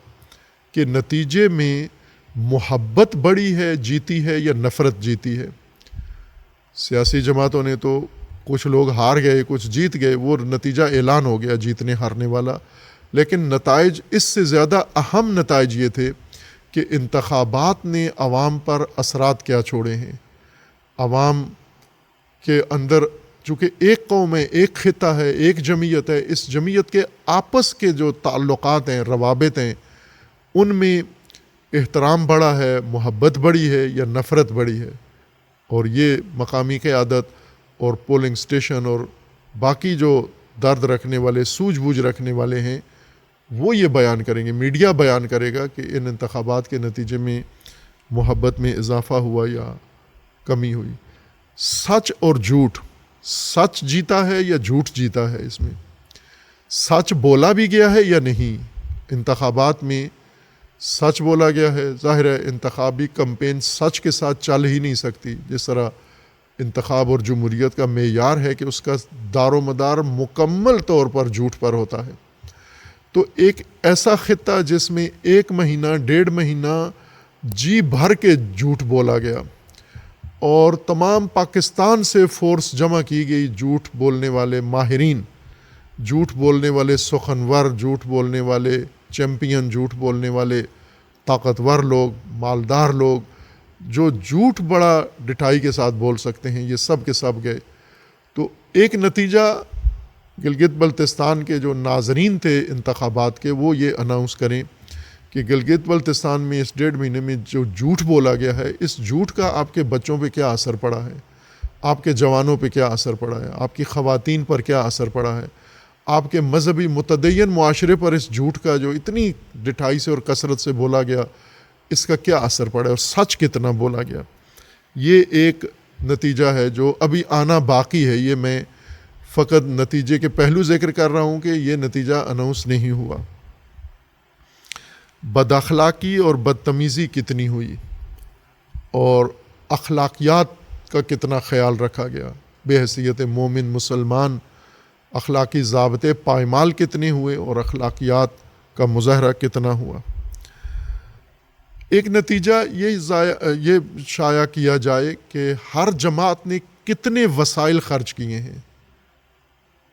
وقت کتنا دیا ہے، وسائل کتنے خرچ کیے ہیں، پیسہ کتنا لگایا ہے، وعدے کتنے دیے ہیں، یہ بھی کتنا وسائل اس کے اوپر خرچ کیے گئے ہیں اور اس کے بدلے میں مفادات کتنے حاصل ہوئے ہیں کس کو۔ اب یہ نتیجہ بہت ضروری ہے چونکہ انتخابات یہ ساری چیزیں، جیسے آج مثلا لاہور میں آندھی باد و باران ہے، اس باد و باران نے لاہوریوں کو ایک فائدہ دیا ہے کہ ٹیمپریچر جو بہت شدید تھا لاہور میں 45-47 تک پہنچا ہوا تھا اور ایک عذاب کی کیفیت تھی، شمسی عذاب بنا ہوا تھا، ٹیمپریچر کم ہو گیا۔ لیکن باد و باران نے باقی کیا کیا، ٹیمپریچر تو کم کر دیا لیکن مینار پاکستان کے انتظامات کا کیا حشر کیا، باقی شہر کا کیا حشر کیا، باقی اموال کا کیا حشر کیا۔ وہ بھی بتا دیں کہ بارش نے کیا فائدے کتنے پہنچائے اور نقصان کتنا پہنچایا، آندھی نے فائدے کتنے پہنچائے اور نقصان کتنا پہنچایا۔ تو ان الیکشن میں وسائل ضائع کتنے ہوئے، ظاہر ہر پارٹی نے بھرپور وسائل جھونکے ہیں اس کے اندر، وہ وسائل جو ضائع ہو گئے، ظاہر ہے جو جیتے ہیں وسائل ان کے تو کارآمد لگ گئے ہو گئے، لیکن جو ہار گئے ہیں ان کے وسائل تو ضائع ہیں، وہ کتنے تھے اور مفادات کتنے حاصل کیے ہیں۔ تفرقہ اور وحدت دونوں کا نتیجہ اعلان کرے، دونوں میں مقابلہ تھا تفرقہ اور وحدت کا، وحدت کتنی فروغ پائی ہے اور تفرقہ کتنا اس کو پھیلایا گیا ہے، یہ نتیجہ اعلان ہونا ابھی باقی ہے۔ الزامات کتنے لگے ہیں، یہ باقاعدہ وہاں کے جو ناظرین ہیں وہ یہ کہیں کہ الزامات کتنے، کس کینڈیڈیٹ نے اور پارٹی نے دوسروں پر مد مقابل پر کتنے الزامات، بہتان اور تہمتیں لگائی ہیں، کردار کشی کتنی کی ہے ایک دوسرے کی، اور معذرت کتنی کی ہے، غلط بیانی پر معذرت کتنی کی ہے، یہ نتیجہ بھی اناؤنس ہونا چاہیے۔ یہ میں صرف ہم منتظر ہیں یعنی ان تمام اعداد و شمار کے، اس کو فیک اور جعلی طور پر نہ نشر کر دیں اپنے اپنے پیج میں، بلکہ اس کے لیے کچھ سروے کریں، مطالعہ کریں اور پھر بتائیں کہ یہ کیا ہوا ہے۔ مایوسی کتنی پھیلی ہے اور امید کتنی پیدا ہوئی ہے ان انتخابات کے نتیجے میں گلگت بلتستان کے عوام میں، خطرات کتنے بڑے ہیں اور فرصتیں، مواقع، اپرچونٹیز کتنی پیدا ہوئی ہیں، یہ بھی ایک پیمانہ ہے جو آپ کو اس میں مد نظر رکھنا ہوگا۔ نتیجہ اعلان کرنا باقی ہے آپ کا۔ اللہ کی نافرمانی کتنی ہوئی ہے اور اللہ کے احکام کی اطاعت کتنی ہوئی ہے، احکام خدا کی، حرام، حلال، واجب، ان سب کے اوپر کتنا عمل درآمد ہوا ہے اور کتنا متدین سوسائٹی کے اندر اللہ کی حدود کتنی پائمال ہوئی ہیں، اللہ کی حدود پر عمل کتنا ہوا ہے اور پائمال کتنی ہوئی ہیں۔ یہ نتیجہ انتخابات کا ابھی نکل گیا ہے، صرف اناؤنس نہیں ہوا۔ اور ایک نتیجہ یہ ہے کہ اس انتخابات کے نتیجے میں آپ اپنے بنیادی نظریے کے مطابق نظام امامت کے کتنے قریب ہوئے اور کتنے دور ہوئے اس سے. یہ بہت اہم ہے کہ چونکہ انتخابات سے کچھ عرصہ پہلے اسماعیلی برادری کے امام نے دورہ کیا، بہت باعزت باشکوہ طریقے سے آبرومندانہ دورہ کیا، اور انہوں نے علاقے کی ترقی کے لیے، علاقے کی رفاہ کے لیے بھرپور کردار. تو ایک امامت کا نظام گلگت بلتستان میں قائم ہے. چترال میں بھی یہ امامت کا نظام ہے، ہنزا میں بھی ہے، گلگت میں بھی ہے، بلتستان میں بھی ہے، اور ان کے امام انتخابات سے پہلے آ کے دورہ کر کے گئے. اور یہ ایک جھلک آپ نے دیکھ لی اسماعیلی شیعہ برادری کے امامت کے نظام کی. ظاہر ہے اس انتخابات کا ان کی امامت پہ کوئی اثر نہیں پڑا، نہ اس انتخابات نے ان کو امامت سے دور کیا اور نہ ہی انہیں امامت کے مقابلے میں جمہوریت سے قریب کیا. وہ اسی اعتقاد اور اسی راسخ عقیدے پر قائم ہیں، انتخابات سے پہلے جس پر تھے، انتخابات کے بعد بھی وہیں کھڑے ہوئے ہیں. لیکن جو باقی اثنا عشری امامت کے قائل ہیں، انہیں جائزہ لینا ہوگا کہ اس انتخابات نے امامت کے کتنے قریب کیا ان کو، نظام ولایت کے کتنے قریب کیا آپ کو، اور کتنے آپ اس سے دور ہوئے. اور یہ ایام خصوصاً بہت اہم تھے چونکہ رہبر شہید رضوان اللہ تعالیٰ علیہ کے ایام تھے پاکستان کے اندر، اور مختلف شہروں میں. گلگت بلتستان میں انتخابات سے پہلے رہبر کے لیے بہت بھرپور اجتماعات ہوئے اور تمام طبقات نے اس میں شرکت کی اور اپنے احساسات کا اظہار کیا. لیکن ناگہان انتخابات نے رہبر بلا دیا اور رہبر کی تعظیم و تکریم بلا دی اور کام کے اندر لگا دیا. اب دیکھیں کہ ہم مجموعی طور پر کتنے قریب ہوئے اور کتنے دور ہوئے. بہرکیف سیاسی نتیجہ سامنے آ گیا ہے، لیکن یہ سماجی نتیجہ اور نظریاتی نتیجہ یا سماجی نتیجہ یہ اناؤنس ہونا باقی ہے، اور اس کا جائزہ لینا چاہیے اور تلافی کریں. میں یہ گزارش کروں گا تمام جتنے فریق ہیں اس کے اندر شامل ہیں، جتنے فرقوں نے انتخابات لڑا ہے، سیاسیوں نے، دوسروں نے، اور جن طبقات نے بھی اس میں حصہ لیا ہے، جو تخریب ہوئی ہے، جو بربادی ہوئی ہے، جو کوئی نقصان ہوا ہے، اس کی تلافی کریں اور اس کو واپس لائیں. انتخاب کی ضرورت تھی اگر، اور آپ نے کیا یہ کام، تو اب وقت ہے، فرصت ہے کہ اس ہار جیت کو چھوڑ دیں اور اب آئیں وہاں پر اخوت قائم کریں، اتحاد قائم کریں، امن قائم کریں اور عزم کریں، اور صحیح مثبت جہت میں مل کر سارے اس خطے کے مومنین اور اس خطے کے باسیوں کے لیے کوشش کریں اور ایک ملت واحدہ، امت واحدہ بنیں انشاءاللہ، تاکہ اللہ تبارک و تعالیٰ کی نوازشیں جو اس خطے کے اوپر ہیں اللہ کی، اب ان عوام کو بھی ان سے حصہ ملے جو اس خطے کے اندر ہیں اور جو اللہ تبارک و تعالیٰ نے ان کے لیے منظور کی ہوئی ہیں. اب یہ بھی ایک بہت اہم موضوع تھا جس کی طرف اجمالاً اشارہ کیا، اسے بعد میں انشاءاللہ مزید بھی بیان کیا جائے گا. ایک اور جو موضوع پاکستان کے حوالے سے زیادہ اہمیت کا حامل ہے وہ محرم الحرام قریب آ رہا ہے، اور پیشگوئی کے مطابق 17 جون پہلی محرم الحرام ہوگی. 16 کو غالباً چاند نظر آئے گا اور 17 کو پہلی محرم ہوگی ماہرین کے رائے کے مطابق. بہرکیف جب بھی ہو، پہلی محرم جب بھی ہو، محرم کا آغاز ہے، اور محرم کے آغاز میں ہم بھی اور باقی طبقات بھی کوشش کرتے ہیں کہ محرم کے لیے فضا ہموار کریں، ہم آہنگی کریں،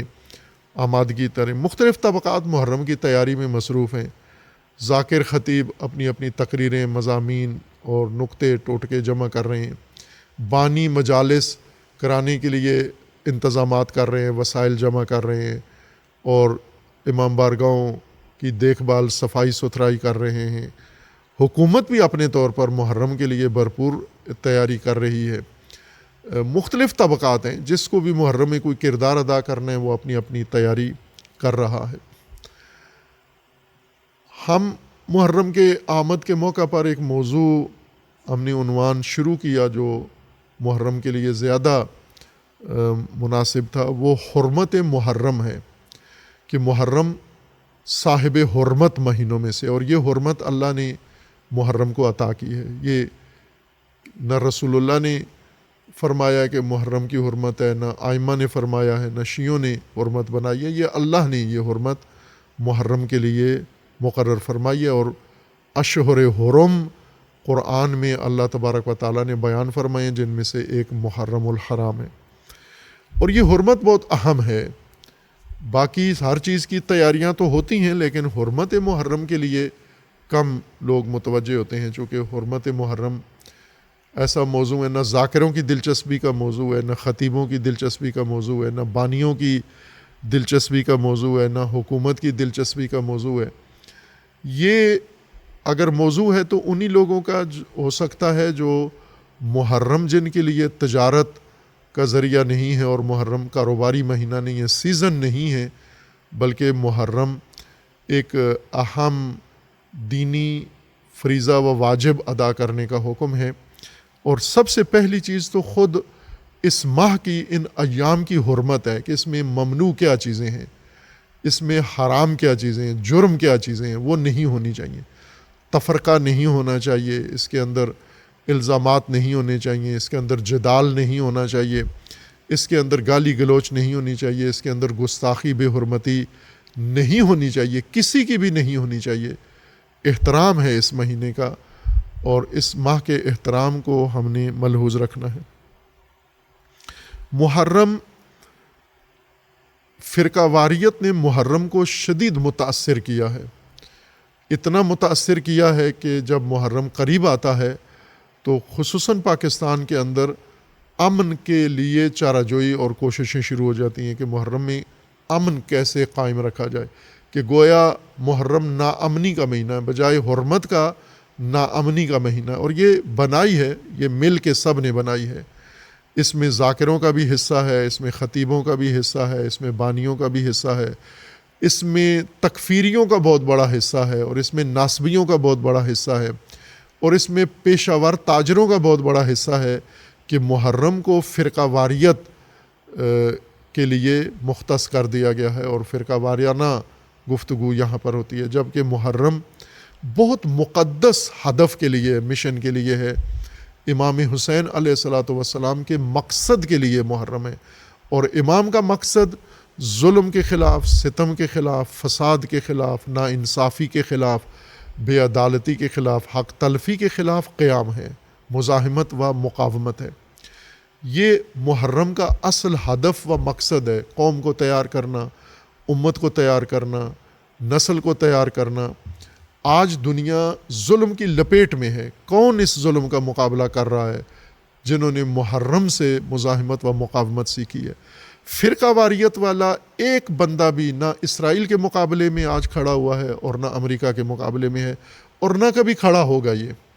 چونکہ فرقہ واریت کا مطلب یہ ہوتا ہے کہ آپ ظالموں کو چھوڑو، مخالفین کی طرف اپنی توجہ، اپنی توپیں مخالفین کی طرف موڑ لو آپ۔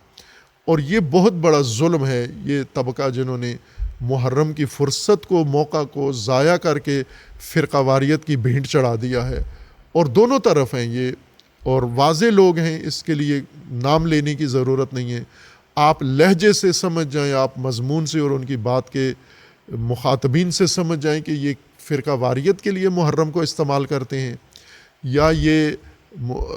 لوگوں کے اندر مقصد امام حسین کو زندہ کرنے کے لیے اور مقصد امام حسین سے لوگوں کو جوڑنے کے لیے کرتے ہیں۔ تین طرح کا محرم ہوتا ہے۔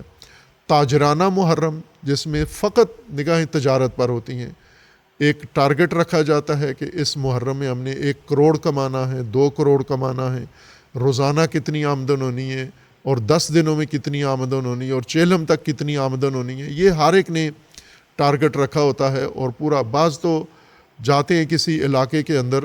امریکہ کے ایک مومن بتا رہے تھے کہ یہاں پر ایک بڑے معروف خطیب آئے، تو انہوں نے کہا کہ میں یہاں ایک ٹارگٹ لے کر آیا ہوں کہ کم از کم میں نے یہاں سے اتنے، انہوں نے لاکھوں میں کہا کہ اتنے لاکھ ڈالر کا ہدف ٹارگٹ لے کر آیا ہوں، تو آپ لوگ میرے لیے مختلف جگہوں پر مجالس رکھواؤ، مراکز امام بارگاہوں میں تو ہیں، گھروں میں رکھواؤ تاکہ میں یہ ٹارگٹ پورا کر کے جاؤں، اور ایسا نہ ہو کہ میں اتنے لاکھ ڈالر کا ٹارگٹ لے کر آیا ہوں اور کم آمدن ہو اور میں ناکام واپس نہ جاؤں، میرے ٹور کو، تجارتی ٹور کو کامیاب بناؤ۔ یہ ایک مومن نے کہا ہے، وہ مومن حیات ہیں، اور وہ مصلحت ہو تو خود بھی سب کو بتا سکتے ہیں کہ جس خطیب نے ان کو یہ کہا کہ میں یہ ٹارگٹ لے کر آیا ہوں اور آپ لوگ میرے ساتھ تعاون کریں، ظاہر کمیشن بھی دیتے ہوں گے ان لوگوں کو جو ٹارگٹ پورا کرواتے ہیں۔ پاکستان میں بھی اس طرح کے ٹارگیٹڈ ہوتے ہیں محرم، کہ اتنا ٹارگٹ ہے ہمارا اس محرم میں، یہ کام کرنا ہے، ہم نے پلاٹ لینا ہے، گاڑی لینی ہے، فلاں کرنا ہے۔ یہ باقاعدہ ایک طبقہ یہ ہے جو تجارتی مقاصد کے لیے محرم کو استعمال کرتا ہے۔ البتہ ضروری نہیں کہ وہ خطیب ذاکر ہو، وہ باقی شیر مال بیچنے والا بھی ہو سکتا ہے، وہ حلیم پکانے والا بھی ہو سکتا ہے، وہ درزی بھی ہو سکتا ہے جو کپڑے محرم کے سوٹ اور فیشن ڈیزائن کر کے دیتا ہے۔ یہ سب تاجر ہیں۔ یہ تاجر محرم کو سوگ کا مہینہ نہیں سمجھتے، یہ عید کا مہینہ سمجھتے ہیں کہ چونکہ اس کے اندر آمدن ہونی ہے، اس کے اندر ان کو درآمد ہونی ہے، اس کے اندر کسب و کار ہونا ہے، تو سوگ کہاں کا ہے، یہ تو خوشی کا ان کا موسم آ جاتا ہے۔ اور ذرا برابر کمپرومائز نہیں کرتے، آپ 2 روپے کم کروائیں فیس سے نہیں کرنے کے لیے تیار نہیں ہیں، زہراً آ کے درد ظاہر کرتے ہیں، گریہ کرتے ہیں، روتے رلاتے ہیں، لیکن پیسے پہ کوئی کمپرومائز کرنے کے لیے تیار نہیں ہے۔ امام حسین کے غم کی خاطر مفت عشرہ پڑھ دو آپ، اور مفت مجالس پڑھ دو آپ، یہ ایک محرم تجربہ کر کے دیکھو آپ، لیکن ایسی توقع کسی سے نہیں ہے۔ ہم نے پہلے سے اعلان کیا ہو کہ کوئی ایسا ذاکر خطیب ہے، ہم اس کی دستبوسی کریں گے، دنیا کے سامنے کریں گے کہ یہ وہ دردمند ذاکر خطیب ہے جو پیسے سے تول نہیں رہا محرم کو۔ ایک طبقہ محرم کے اندر ایسا ہے جو محض فرقہ واریت کی شعلہ بیانی کرتا ہے دونوں طرف سے، یعنی فرقہ واریت کو ہوا دیتا ہے۔ امام حسین کا مقصد ایک دن بھی ذکر نہیں کرتا، یزیدیت کا ذکر نہیں کرتا، یزید زمانہ کا ذکر نہیں کرتا، اور ظلم کا ذکر نہیں کرتا، مظلوم کا ذکر نہیں کرتا، فقط مخالفین کے مقدسات کی بات کرتا ہے۔ اور ادھر سے ایک مفتی آ جاتا ہے میڈیا پر یا ممبر پر یا مسجد میں، وہ آ کر محرم کی شان، محرم کی توہین کرتا ہے، گستاخی کرتا ہے، اہل البیت کی شان میں گستاخی کرتا ہے، اور سب سے بڑھ کر جو محرم کی بے حرمتی ہے، دشمنان اہل البیت کے فضائل پڑھنا شروع کر دیتے ہیں ضد میں آ کر، چونکہ شیعہ اہل البیت کے فضائل محرم میں بیان کرتے ہیں، اور یہ تلافی کے لیے، کاؤنٹر کرنے کے لیے اہل البیت کے دشمنوں کے فضائل بیان کرنا شروع کر دیتے ہیں۔ یہ بھی ایک ان کا طبقہ ہے جو محرم کے اندر ایکٹیو ہوتا ہے، فعال ہوتا ہے یہ۔ اور ایک طبقہ جو محرم کے اندر ہے وہ محدود ہے، تھوڑا ہے، وہ طبقہ جو محرم کی حرمت کا خیال رکھتا ہے، ملحوظ رکھتا ہے، محرم کا مقصد ملحوظ رکھتا ہے، امام حسین کا ہدف ملحوظ رکھتا ہے، اور امام حسین علیہ السلام کے ہدف کو جاری رکھنے کے لیے کوشش کرتا ہے، عہد کرتا ہے، مجلس پڑھتا ہے، مجلس سنتا ہے، اور وہ ہے مزاحمت و مقاومت یزیدیت کے مقابلے میں، ظلم کے مقابلے میں، طاغوت کے مقابلے میں۔ اور آج کی یزیدیت بالکل کھل کے سامنے آ گئی ہے، اسرائیل اور امریکہ ہے، نیتن یاہو اور ٹرمپ ہے۔ اگر کسی مجلس میں اس یزید کا نام نہ لے کے تبرہ نہ کیا گیا، اس یزید کی مذمت نہ کی گئی، ان یزیدوں کی لعنت نہ کی گئی، تو وہ سمجھ لو کہ تاجروں کی مجلس ہے، وہ حسینی مجلس نہیں ہے، وہ کاروباریوں کی مجلس ہے یا فرقہ واریت کی مجلس ہے۔ اگر امام حسین کی پسندیدہ مجلس اور اہل البیت کی پسندیدہ مجلس پڑھنا اور کرنا چاہتے ہو، تو آپ کو آج کے یزید کا ذکر کر کے اور عوام کو اس سے آگاہی دینا ہوگی، اور عوام کو اس کے مقابلے کے لیے، اس کے ساتھ مزاحمت اور اس کے مقابلے میں مزاحمت کے لیے عوام کو تیار کرنا ہوگا، نہ کہ الجھا دیں دوسرے موضوعات سے، یزیدوں سے توجہ ہٹا کے آپ نے عشرہ تیار کیا ہوا ہے کسی اور سبجیکٹ کے اوپر، اور لوگوں کو اسی میں لگا دیا آپ نے۔ اس طرح کی پہلیاں، اس طرح کے معمہ، اس طرح کے عجیب و غریب باتیں نکال کے اور اس طرف لگا دیں کہ محرم کے اندر یہ بات چھیڑ دیں کہ آیا گھوڑا حلال ہے یا حلال نہیں ہے، گدھا حرام ہے یا حلال ہے، فلاں چیز کی قربانی ہو سکتی ہے یہ نہیں ہو سکتی، یہ محرم کے موضوعات نہیں ہیں۔ محرم کے موضوعات دو ہیں، امام حسین کی مزاحمت و مقاومت اور یزید کا فساد و ظلم و ستم و پلیدی۔ یہ دو چیزیں آپ نے اپنے زمانے کے یزید کے لیے بیان کرنی ہیں، اور خصوصاً آج جس شخصیت نے حسینیت کا کردار ادا کیا، امام خامنئی قدس سرہ الشریف اور شہداء جنہوں نے آج کی کربلا میں یہ مزاحمت و مقاومت کی اور اعلیٰ درجہ رفیع شہادت کا حاصل کیا ہے، ان کا ذکر در حقیقت امام حسین علیہ الصلوۃ والسلام کے مقصد کی طرف محرم کو لے کر جائے گا۔ پس ہماری درخواست ہے سب سے کہ حرمت محرم کو پائمال نہ کریں، مقصد محرم کو فراموش نہ کریں، اور یہ موقع و فرصت جو محرم کی صورت میں ہر سال ہمیں ملتی ہے اس کو ضائع نہ کریں۔ ایک محرم کافی ہے یزیدیت کے خاتمے کے لیے، جس طرح ایک ہستی نے علم اٹھایا کربلا کا، امام خامنئی رحمۃ اللہ علیہ نے، اور تمام یزیدیت کو سرنگون کر دیا ہے۔ اگر یہ روش محرم کی آپ اختیار کریں امام خامنئی والی، تو آپ ایک ہی سال میں ساری دنیا سے یزیدیت کا خاتمہ کر سکتے ہیں۔ لیکن اگر آپ نے تجارتی محرم گزارا، تفریحی محرم گزارا اور فرقہ وارانہ محرم گزارا، تو پھر یزیدوں کو اور موقع ملتا ہے مسلط ہونے کا، یزیدوں کو فساد کرنے کا، ٹرمپ نیتن یہو مودی کو اور زیادہ ظلم کرنے کا موقع ملتا ہے۔ تو نہ عوام کی توجہ ہٹائیں اصل موضوع سے، اور نہ خود کسی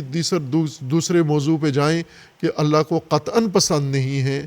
ان مجلسوں کا اجر بھی نہیں ہوگا جو اصل موضوع سے توجہ ہٹانے کے لیے پڑھی جائیں گی۔ انشاءاللہ محرم کے اندر حرمت، مقدسات کی حرمت، محرمات کی حرمت، شخصیات کی حرمت، مذاہب کی حرمت، اور تمام ان شعائر اللہ کی حرمت رکھنی ہے، محفوظ رکھنی ہے۔ کسی فریق کی طرف سے بھی حرمت شکنی اور گستاخی یا نہ ہو، اور اشتعال انگیزی نہ ہو۔ جب اہل البیت کے دشمنوں کا محرم میں تذکرہ کیا جاتا ہے، کچھ ایسے ٹی وی پروگرام ہیں، اینکرز ہیں، وہ جان بوجھ کر دشمنان اہل البیت کے متعلق سوال اٹھاتے ہیں، مختلف کرائے کے لوگ جمع کر لیتے ہیں اور ان سے سوال اٹھا کے اور ایک تشویش پھیلا دیتے ہیں لوگوں کے اندر۔ اجتناب کیا جائے، ان کی حوصلہ شکنی کی جائے۔ ظاہر ہے حکومت کو چاہیے ان کو روکیں کہ محرم میں مقصد امام حسین کے علاوہ کسی موضوع پر گفتگو نہ ہو۔ حکومت کا حق ہے، اختیار ہے، یہ کر سکتی ہے، اور کم از کم ٹی وی چینلز کو پابند کیا جائے کہ وہ اس قسم کے تشویش پیدا کرنے والے موضوعات نہ چھیڑیں، اصل موضوع کے اوپر تمرکز رہے۔ انشاءاللہ دعا ہے ہماری کہ اللہ تعالیٰ اس محرم میں، اور خصوصاً اس سال کا محرم بہت اہم ہے چونکہ کربلا تکرار ہوئی ہے آج کی نسل کے لیے 28 فروری کو، اس لیے اس سال کا محرم زیادہ مومنین کے لیے اہمیت رکھتا ہے۔ پاکستان کے اندر ہی جو ایک اور اہم موضوع ہے، وہ البتہ گزشتہ ہفتے کی نہیں بلکہ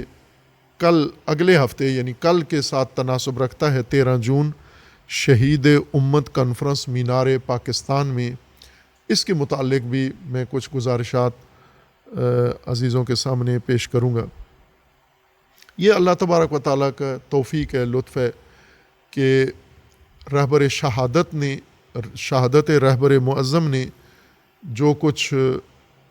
اس عظیم قربانی نے جو میدان امت کے لیے فراہم کیا ہے، جو مواقع امت کے لیے ہیں، چونکہ اللہ جو قربانیاں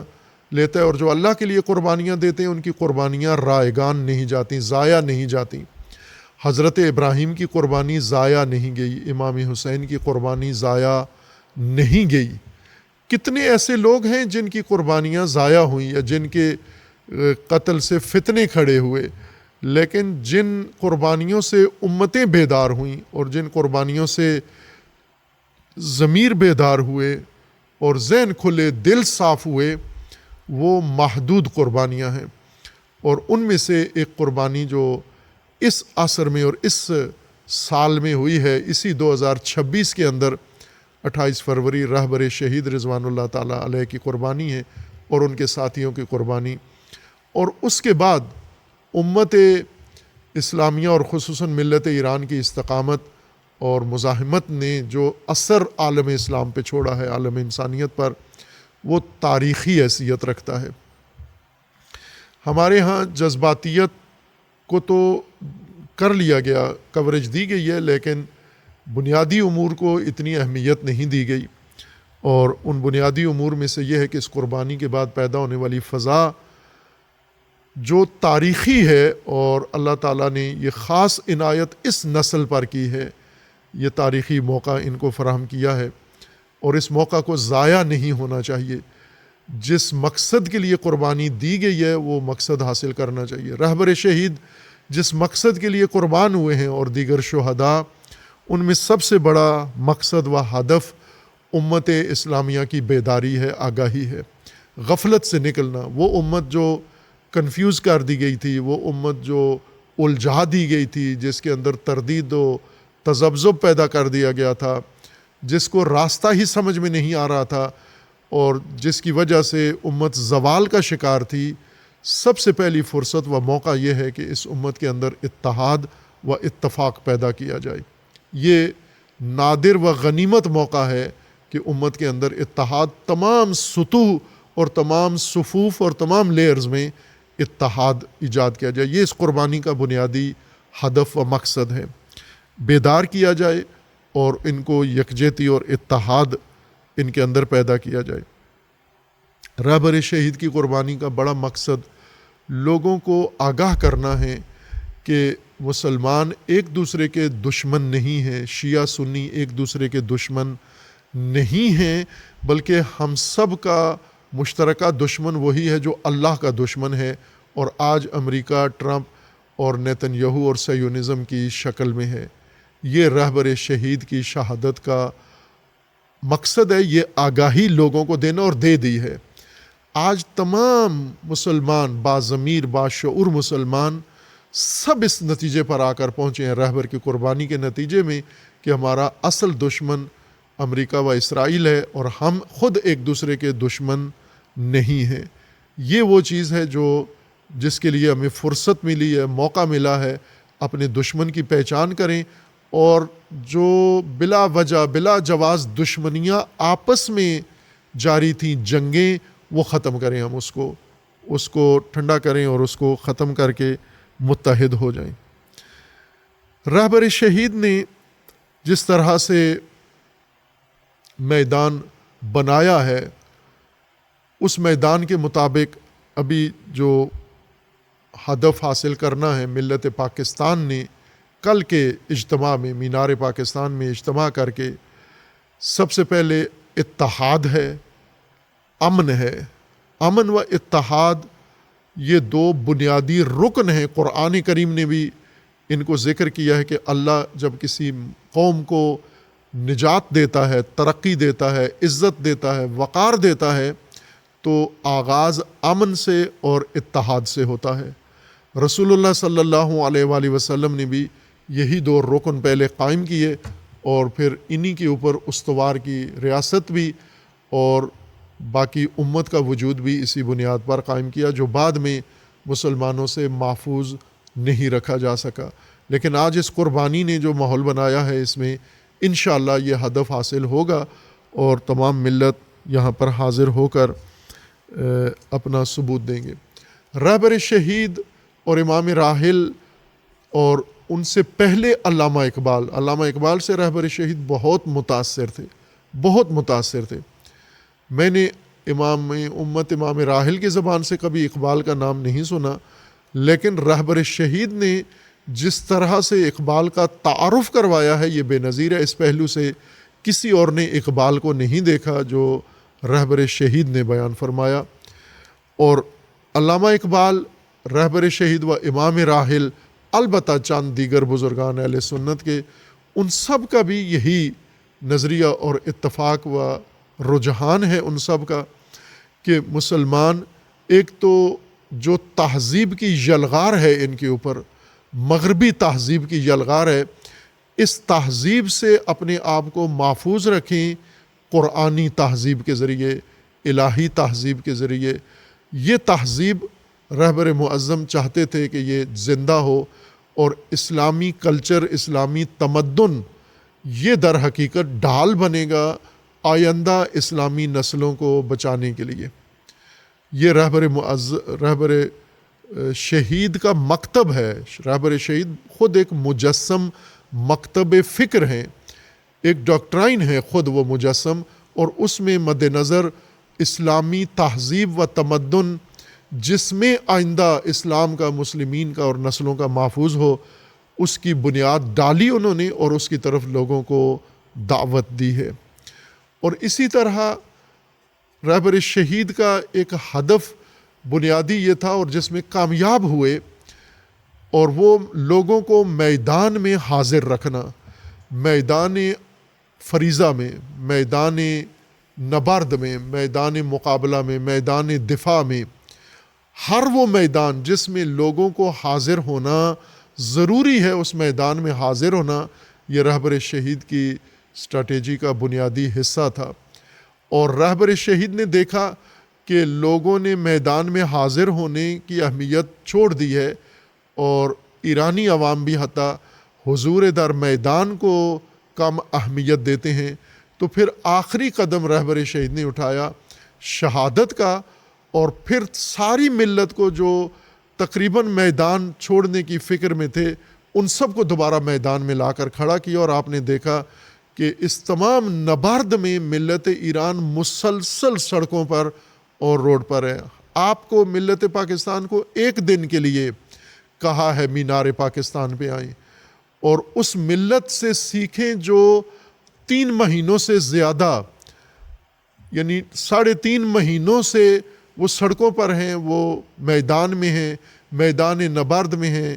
اور ظاہر عورتیں بچے تو بندوقیں نہیں چلا رہے لیکن میدان دفاع میں ہیں، اپنے تمام ایران کے دیہاتوں میں، شہروں میں سڑکوں پر رات کو آ جاتے ہیں اپنے انقلاب کے دفاع کے لیے۔ اس لیے میدان میں حاضر رہنا یہ رہبر شہید کے مکتب میں ہے،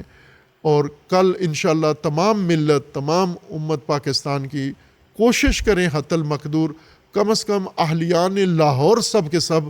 آپ شامل ہوں اس اجتماع کے اندر اور اپنا یہ فریضہ ادا کریں۔ آگے محرم بھی آ رہا ہے، اس محرم کے لیے بھی انشاءاللہ اس اجتماع سے ایک اچھا پیغام ساری دنیا کو، پورے پاکستان میں جائے گا۔ اور اس اجتماع کے اندر خصوصی طور پر جو چیز ہمیں مد نظر رکھنی ہے، چونکہ یہ اجتماع باقاعدہ طور پر حکومت پاکستان کی اجازت سے، حکومت پنجاب کی اجازت سے ہو رہا ہے، اور ہم اس میں حکومت پنجاب کا شکریہ ادا کرتے ہیں، اور بار بار کرنا ہے ہمیں کہ انہوں نے اس حساس موقع پر، جب ملک کے اندر کافی بحران ہے اور خطے میں کافی بحران ہے، تو اس پروگرام کی ہمیں انہوں نے اجازت دی ہے، اور محرم کے موقع پر امن قائم کرنے کے لیے حکومت نے بھی سنجیدگی اختیار کی ہے، اور ہمیں بھی سنجیدگی اختیار کرنی ہوگی۔ اور حکومت نے اس پروگرام کے انعقاد کے لیے ہمیں ایک ضابطہ دیا ہے، اور وہ ضابطہ ہم نے کارکنوں کو بتا دیا، وہ عوام کو بھی معلوم ہونا چاہیے وہ ضابطہ، کہ چونکہ حکومت نے ضابطہ دے کر پھر اس کی اجازت دی ہے کہ اس ضابطے کے تحت یہاں پر ہو سکتا ہے۔ ہم نے اس گراؤنڈ کی حفاظت کرنی ہے، مینار پاکستان کی حرمت اور تقدس کا خیال رکھنا ہے، اور اس میں کوئی ایسی حرکت نہیں کرنی، کوئی ایسی بات نہیں کرنی جس سے نفرتیں پھوٹیں، جس سے ناامنی پیدا ہو، جس سے بے نظمی اور بد نظمی پیدا ہو۔ تمام ملت جتنی بھی حاضر ہوگی انشاءاللہ وہ ان ضابطوں کو پابندی سے کرے گی۔ یوں نہیں کہ اگر حکومت ہمیں یہ ضابطہ نہ دیتی تو ہم اس ضابطے کی طرف متوجہ نہ ہوتے، نہ، یہ وہ ضابطہ ہے جس کے ہم خود قائل ہیں، ہم خود چاہتے ہیں کہ اسی طرح ہو، امن ہو، نظم ہو اور اتحاد ہو، اخلاق ہو، باوقار پروگرام ہو انشاءاللہ۔ کوئی ایسی بات نفرت والی جو کسی فرقے کے خلاف، کسی ماحول کے خلاف نہیں ہونی چاہیے۔ اور ظاہر ہے یہ پروگرام احتجاج نہیں ہے پاکستان حکومت کے خلاف، چونکہ پاکستان حکومت کا رہبر کی شہادت میں کوئی حصہ دخل نہیں ہے، بلکہ پاکستان حکومت نے شہادت کے بعد اور اس جنگ میں بہترین کردار ادا کیا ہے، اور وہ سفارتکاری اور ثالثی کا ہے، اور ظاہر ہے ایسے میں کوئی ابتدا میں ٹرمپ نے چاہا پاکستان کو استعمال کرنے کا، لیکن پاکستانی قیادت نے بصیرت کا اور پختگی کا ثبوت دیا اور انہوں نے ثالثی و سفارتکاری کا راستہ اختیار کیا، جس سے پاکستان کو بھی ایک وقار ملا پوری دنیا کے اندر۔ اگر پاکستان ادھر چلا جاتا جدھر ٹرمپ لے کے جانا چاہ رہا تھا تو پاکستان کی پہلے ہی حیثیت کافی کمزور تھی، مزید خراب ہو جانی تھی، لیکن اب پاکستان اس پوزیشن میں نہیں ہے اور ایک بہت ہی باوقار پاکستان کے اندر فضا قائم ہو چکی اور عالمی سطح پر پاکستان کا احترام بڑھا ہے۔ یہ تو حکومت کی کارکردگی تھی جنہوں نے سفارتکاری میں عالمی سطح پر پاکستان کا مقام بڑھایا ہے۔ اب عوام کی باری ہے کہ عوام بھی انشاءاللہ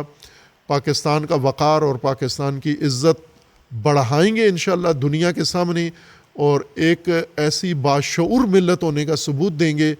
اجتماع میں بھی 13 جون میں بھی اور محرم میں بھی، کہ انشاءاللہ پاکستان کے بارے میں جتنی غلط فہمیاں بھارت نے اور دشمنوں نے پھیلائی ہیں کہ پاکستانی جذباتی ہیں، بے شعور ہیں اور نظم و ضبط کے پابند نہیں ہیں، انشاءاللہ کل انہیں ہم نے یہ پیغام دینا ہے کہ پاکستانی ملت بھی باوقار ہے اور پاکستانی قوم بھی باوقار ہے۔ ظاہر ہے لوگوں کی شرکت اس میں جتنی ہوگی اتنا ہی کامیاب پروگرام ہوگا، اس کے اندر جتنا نظم و ضبط قائم ہوگا اتنا ہی کامیاب پروگرام ہوگا، اور اس کے اندر جتنی ذمہ دارانہ گفتگو ہوگی اتنا ہی یہ پروگرام کامیاب ہوگا۔ اور انشاءاللہ آگے محرم آ رہا ہے اور اس محرم میں بھی یہی تاثیر ہوگی، امن کی، اتحاد کی، رواداری کی۔ انشاءاللہ یہ ہمارا پیغام بھی ہے، یہ پروگرام کرانے والوں کا ہدف بھی ہے، یہ رہبر شہید کی خواہشات بھی تھیں، رہبر شہید بھی یہی چاہتے تھے ہم سے۔ انشاءاللہ اس پروگرام کے اندر بھرپور شرکت ہوگی، اس کو کامیاب بنائیں گے، اور حکومت بھی، ہم خصوصاً حکومت پنجاب کا شکریہ اس بابت بھی ادا کرتے ہیں کہ انہوں نے رکاوٹیں کھڑی نہیں کی بلکہ سہولتیں دینے کا انہوں نے ارادہ کیا ہے۔ ہر چند موسم نے ہمارے پروگرام کو ڈسٹرب کیا ہے، آج کی آندھی اور بارش باران نے ذرا انتظامات کو شدید متاثر کیا ہے، لیکن کارکنان انشاءاللہ محنت کر کے اور کل کے لیے مینار پاکستان کو تیار کریں گے، اور لوگ انتظار نہ کریں کسی کا، آپ چل پڑیں۔ میں نے دن کو خطبے میں کہا تھا کہ اگر کوئی وسیلہ ذریعہ نہیں ہے تو پیدل چل پڑو، اللہ اس کا اجر اضافہ کرے گا۔ آج اصل میں کربلا کی مشق کا آج میدان بنا ہے، پہلے علامتی مشق یہ کرتے تھے آپ، جس کو مشی کہتے ہیں آپ، وہ مشق جو نجف سے کربلا تک ہوتی ہے علامتی مشق ہوتی ہے، اور اسی طرح چیلم کے موقع پر لوگ آتے ہیں گھروں سے نکل کے، اس کو مشق کا عنوان دیتے ہیں، وہ علامتی مشق ہوتی ہے۔ اصل مشق حقیقی یہ ہے، یعنی جس طرح حضرت ابراہیم کو اللہ نے حکم دیا کہ لوگوں کو بلاؤ کعبہ کی طرف، تو لوگ آئیں گے، پیدل چل کر آئیں گے، سواریوں پر آئیں گے، دبلی سواریوں پر آئیں گے، دور دراز گھاٹیوں سے اور دشوار گزار گھاٹیوں سے گزر کے آئیں گے، اسی کو مشی کہتے ہیں۔ یہاں سے مکہ پہنچنا، جہاں اللہ نے بلایا ہے وہاں پہنچ جانا، یہ مشی ہے۔ انشاءاللہ لوگ جو وسیلہ میسر ہے آپ کو اس کے ذریعے سے انشاءاللہ پہنچیں گے آپ، اور یہ میدان میں حاضر ہو کر اپنا فریضہ انجام دیں گے۔ ہماری دعا بھی ہے کہ اللہ تعالیٰ کامیابی کے ساتھ، امن و امان کے ساتھ، خیر و عافیت کے ساتھ انشاءاللہ اس پروگرام کو منعقد کرنے کی ہم سب کو اللہ توفیق عطا فرمائے۔ پاکستان سے باہر کے بھی موضوعات ہیں۔ پاکستان سے ایک اور موضوع مربوط یہ ہے کہ لبنان کے آرمی چیف پہلی دفعہ پاکستان آئے ہیں، اور پاکستان کے آرمی چیف و فیلڈ مارشل صاحب سے انہوں نے ملاقات کی ہے۔ اب ظاہر ہے کہ یہ ایسے دور میں آئے ہیں، ایسے حالات میں پاکستان آئیں گے کہ جب پاکستان ایک بڑی جنگ کے درمیان ثالث کا کردار ادا کر رہا ہے اور اہم کردار ادا کر رہا ہے، اور لبنان ایک اور طرح کا کردار ادا کر رہا ہے۔ پاکستان اور لبنان کے کردار میں فوجوں کے بھی اور حکومتوں کے کردار میں بہت فرق ہے، ڈائریکشن کا فرق ہے، جہت کا فرق ہے۔ ظاہر ہے لبنان کی جو موجودہ صورتحال ہے، شام حکومت ختم ہونے کے بعد لبنان کے اندر پورا وہ ڈھانچہ بدل دیا گیا، صدر نیا لے آئے، فوجی کمانڈر نیا لے آئے،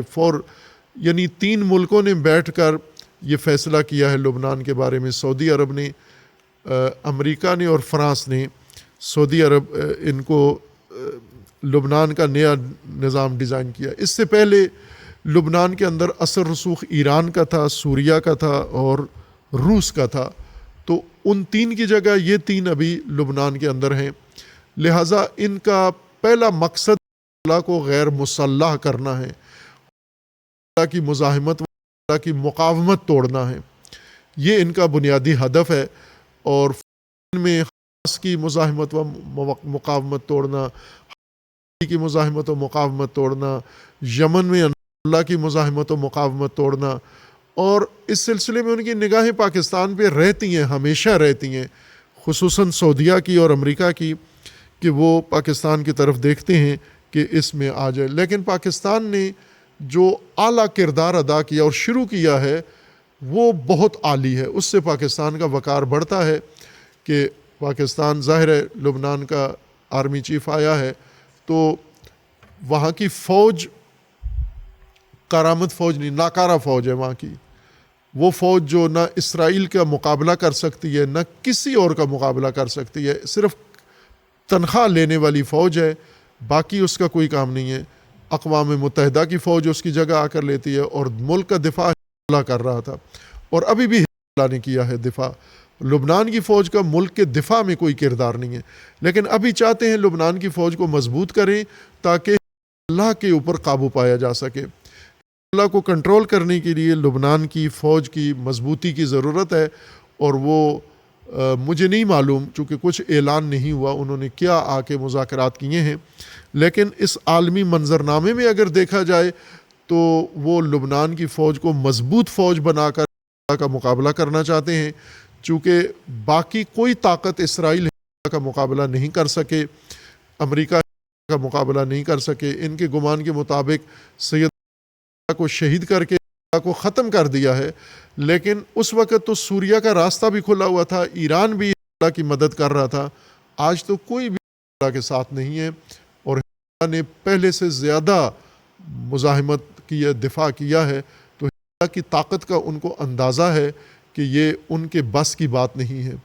لبنان کی فوج کو اللہ کا متبادل بنانے کی کوششیں کی جا رہی ہیں اور اس فوج کو مضبوط کرنے کے لیے مختلف خدمات حاصل کی جا رہی ہیں. بہرکیف پاکستان دوسری طرف سے اور کردار ادا کر رہا ہے. لبنان کے لیے ان کو اور ضروریات ہیں، لیکن پاکستان کے حق میں یہ کردار ہے جو پاکستان کی موجودہ قیادت کر رہی ہے، یعنی ثالثی، سفارتکاری، جنگ بندی اور امن کا قیام. یہ بہترین ڈپلومیسی ہے، یہ بہترین ریاستی موقف ہے، یہ بہترین حکومتی جہت ہے. لہٰذا ٹرمپ پاکستان کے اوپر مختلف کارڈ آزماتا ہے، مختلف چیزیں، لیکن ہماری قیادت نے ثابت کیا ہے کہ پختہ ہیں اور اس کے دفاع میں نہیں آئیں گے. گزشتہ ہفتے ایران نے ایک اور اڑان بھری ہے جو پہلے نہیں تھی. ایران کے جنگ کے دوران اور اتنے شدید نقصان کے بعد ایران نے ایک نیا انداز اپنایا ہے، اور وہ یہ ہے کہ دفاعی حالت سے نکل کر محض ہجومی حالت میں ایران آ گیا. پہلی دفعہ ایران نے پہل کر کے اسرائیل پر حملہ کیا ہے. پہلے اسرائیل حملے کرتا تھا اور کئی حملے کرتا تھا، پھر ایک آدھ کا جواب بڑے محتاط انداز سے ایران دیتا تھا. اسی طرح امریکہ پہل کرتا تھا ایران پر حملے کے لیے اور ایران جواب دیتا تھا. اب پہلی دفعہ اس جنگ کے دوران ہی جب ان کے بقول، ٹرمپ کے بقول، کہ یہ 48 دفعہ کہہ چکا ہے ابھی تک کہ ایران ختم ہو گیا ہے، ایران کے دفاعی نظام نابود ہو گیا ہے، بحریہ ختم ہو گئی، فضائیہ ختم ہو گئی، میزائل ناکارہ ہو گئے اور ایران بالکل ختم ہو گیا ہے. دوسری طرف سے منت کرتا ہے میرے ساتھ سمجھوتا کرو، جس کے بارے میں ٹرمپ یہ تاثر دیتا ہے کہ ہم نے ایران کو کمزور کر دیا ہے. یہ ایران اب اس پوزیشن میں ہے کہ اسرائیل نے جب لبنان پر حملہ کیا، انہوں نے وارننگ دی کہ لبنان پر حملے کو ہم تحمل نہیں کریں گے، لیکن انہوں نے کیا اور ایران نے پھر ادار نہیں کیا، وقفہ نہیں کیا، فوراً اس کا جواب دیا اور بہت شدید جواب دیا. اور اس کو کہا کہ یہ تنبیہ ہے اسرائیل کے لیے کہ اگر آگے بڑھا لبنان کی طرف تو ہم اس سے بھی زیادہ شدت دکھائیں گے، اور وہ سبق اس کو حاصل ہوا ہے۔ وہ بھی ایک بڑی پیش رفت ہے کہ پابندیوں کے اندر اور جنگ کے اندر اور اتنے شدید نقصان کے بعد ایران ہجومی طاقت اس کی مزید بڑھ گئی ہے، اب جنگ میں پہل کرنے کے قابل بھی ہو گیا ہے۔ اسی طرح ایران نے گزشتہ ہفتے ایک اور بڑا کارنامہ کیا ہے کہ ایرانی ساحل کی طرف بڑھنے والا امریکی ہیلی کاپٹر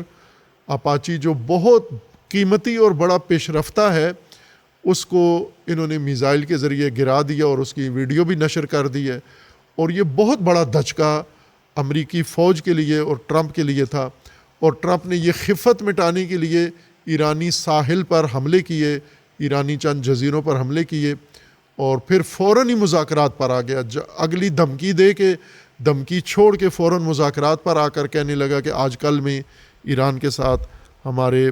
مذاکرات ہونے والے ہیں۔ ایران نے امریکی حملوں کے جواب میں امریکی اڈوں پر حملے کیے، اردن میں امریکی اڈے پر حملہ کیا، بحرین میں امریکی اڈے پر حملہ کیا، کویت میں امریکی اڈے پر حملہ کیا۔ کویت کے امریکی اڈے پر حملے میں امریکہ اتنا بوکھلایا کہ دفاعی میزائل خود کویت ایئرپورٹ پر مار دیا، جس سے شدید نقصان ہوا۔ اتنا ایرانی میزائل نے نقصان نہیں کیا جتنا امریکی میزائل نے کویت ایئرپورٹ کا نقصان کیا ہے۔ اور ظاہر ہے کہ یہ جو پیش رفت جنگ کے اندر ہوئی ہے، ایران کی تہاجمی قوت بڑھ گئی ہے، یہ دنیا کو مزید حیران کر رہی ہے۔ پہلے بھی ایران نے لوگوں کو حیرت میں ڈالا، لیکن اب مزید حیرت میں ڈالا ہے۔ خصوصاً ایرانی وزیر خارجہ اور ایران کے پارلیمان کے سربراہ قالیباف صاحب، جو مذاکراتی ٹیم کے بھی سربراہ ہیں، اور اسی طرح ان کے نرم مزاج نرم دل صدر پزشکیان صاحب، مسعود پزشکیان، سب نے ایک بات کی ہے، اور خصوصاً قالیباف صاحب کا جملہ بہت وائرل ہوا جو انہوں نے امریکہ کو پیغام دیا۔ انہوں نے کہا کہ ہم ڈپلومیسی کی زبان جانتے ہیں، ہم سفارتکاری کی زبان جانتے ہیں، اور ترجیح دیتے ہیں کہ سفارتکاری کی زبان میں بات کریں، ڈپلومیسی کی زبان میں بات کریں، لیکن ہمیں ڈپلومیسی کے علاوہ دوسری زبان پر زیادہ عبور حاصل ہے، وہ ہم روانی سے وہ زبان بولتے ہیں۔ یعنی اگر بدماشی کرو گے ہمارے ساتھ تو اس کا جواب ہم دیں گے اسی طرح سے، طاقت کا جواب طاقت سے دیں گے، اور اس پر ڈپلومیسی سے زیادہ عبور ہمیں حاصل ہے۔ ڈپلومیسی پر بھی ہم مسلط ہیں، لیکن وہ جو آپ زبان استعمال کرتے ہو یا پسند کرتے ہو، ہمیں اس پر بھی پورا عبور حاصل ہے، اور وہ ہم کھل کے بولتے ہیں، اس میں کوئی جھجک لکنت ہمیں نہیں ہوتی۔ اور یہ لب و لہجہ ایران کا جو بن گیا ہے، اور ابتدائی طور پر ایران نے کسی بات پر کوئی سمجھوتا نہیں کیا۔ اب یہ کہہ رہے ہیں کہ ہم نے معاہدہ کی دستاویز تیار کر دی گئی ہے اور ان قریب اس کے اوپر دستخط ہونے والے ہیں، اور لگ بھی ایسے رہا ہے کہ بنیادی اصولی موقف طے ہو گیا ہے۔ ٹرمپ کو ابھی فیس سیونگ چاہیے۔ ٹرمپ چاہتا ہے کہ میں جس کام، چونکہ ٹرمپ پہلے ایک معاہدہ امریکہ نے ایران کے ساتھ کیا تھا، اس کو پھاڑ چکا تھا، اوباما نے کیا تھا، اور ٹرمپ نے اس کو پھاڑ دیا تھا کہ یہ مجھے قبول نہیں ہے اپنے پہلے دور حکومت میں۔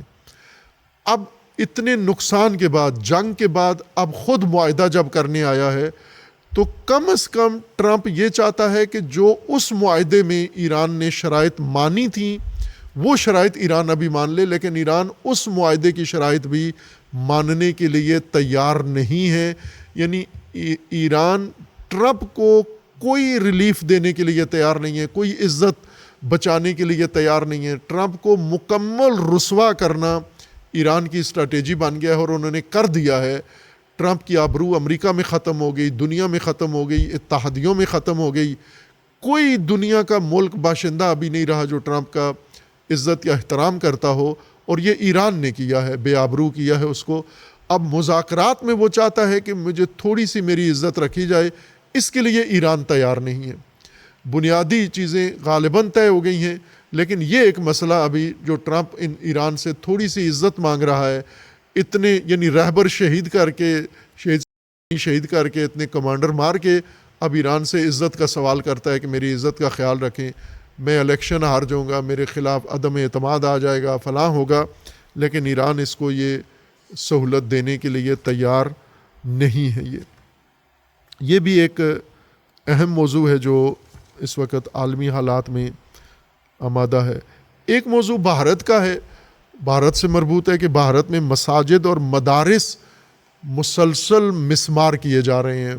ویران کیے جا رہے ہیں، گرائے جا رہے ہیں۔ اسلام ہراسی اور مسلمان کشی کا جو عمل مودی نے شروع کیا ہے، نیتن یہو نے، ٹرمپ اور مودی نے، ایک ہدف ہے کہ مسلمان مارنا، مختلف خطوں کے مسلمان۔ ظاہر ہے بر صغیر کے مسلمانوں کا قتل عام اور مسلم کشی مودی کی ڈیوٹی ہے، اور مودی ان دونوں جتنا ہی سفاک اور فاسد انسان ہے اسلام دشمنی کے حوالے سے، لہٰذا انہوں نے مسلمان کشی اور اسلام ہراسی شروع کی ہوئی ہے۔ مساجد و مدارس مسلسل ویران کر رہے ہیں، اور مسلمانوں کے لیے، ہندوستانی مسلمانوں کے لیے زندگی مسلسل تنگ کر رہے ہیں، اسلامی شعار مٹا رہے ہیں، اسلامی تاریخ مٹا رہے ہیں، اسلامی نام بدل رہے ہیں، مساجد کو مندروں میں تبدیل کر رہے ہیں، مدارس کو ویران کر رہے ہیں، عبادتوں پہ پابندی لگا رہے ہیں، اور ظاہر ہے کہ یہ آگے خطرناک حد تک جائیں گے، اسرائیل کی حد تک جائیں گے، قتل عام کھلا شروع کریں گے، چونکہ یہ جذبات ان کے اندر موجود ہیں، محسوس ہیں، اور اس کا نوٹس اقوام متحدہ و دیگر عالمی اداروں نے لیا ہے بھارت کے اندر اسلام دشمنی کا۔ اب بھارت کے مسلمانوں کو سوچنا ہوگا کہ کب تک وہ یہ ذلت اور یہ رسوائی اٹھاتے رہیں گے، کیا کسی جگہ رک کر مزاحمت کریں گے،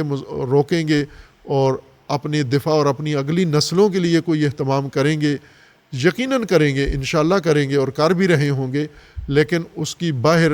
ابھی خبر نہیں ہے۔ اکا دکا واقعات میں ایسے نظر آتا ہے کہ کرتے ہیں مسلمان وہاں پر، اور انشاءاللہ یہ جو جاری حالات ہیں ان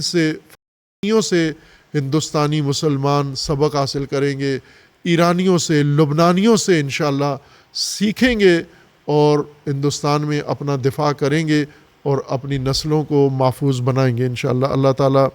کی بارگاہ میں دعا ہے کہ خداوند تبارک و تعالیٰ ہندوستان کے مسلمانوں کو مودی کے شر سے، لبنان کے مسلمانوں کو نیتن یہو کے شر سے، ایران کے مسلمانوں کو ٹرمپ کے شر سے اللہ محفوظ کرے، اور اللہ تبارک و تعالیٰ کی بارگاہ میں ہے اللہ تعالیٰ پاکستان کی حفاظت فرمائے، اور اللہ تبارک و تعالیٰ ایران کو کامیابی عطا فرمائے۔ اللہ تبارک و تعالیٰ رہبر معظم انقلاب اسلامی کو صحت و سلامتی کے ساتھ باحفاظت طول عمر عطا فرمائے، اور اللہ تبارک و تعالیٰ ان مظلوموں کو، ظالموں پر غلبہ عطا فرمائے، اور خداوند تبارک و تعالیٰ کی بارگاہ میں دعا ہے ان ظالمین کو ظلم سمیت نیست و نابود فرمائے۔ اور خصوصی دعا اللہ کی بارگاہ میں یہ ہے کہ پروردگار ملت پاکستان نے اور جوانوں نے، جو علماء نے مل کر زحمت کر کے کل کے اجتماع کے لیے جو کوششیں کی ہیں، اللہ تبارک و تعالیٰ اس اجتماع کو امن کے ساتھ، پرامن طریقے سے، خیر و سلامتی کے ساتھ، عزت و آبرو کے ساتھ، باوقار طریقے سے برگزار کرنے کی اللہ توفیق عطا فرمائے، اور جو بھی اس اجتماع کی کامیابی میں جس طرح سے بھی شریک رہے اللہ انہیں اجر عظیم عطا فرمائے۔ وصلی اللہ علی محمد و آلہ الطیبین الطاہرین۔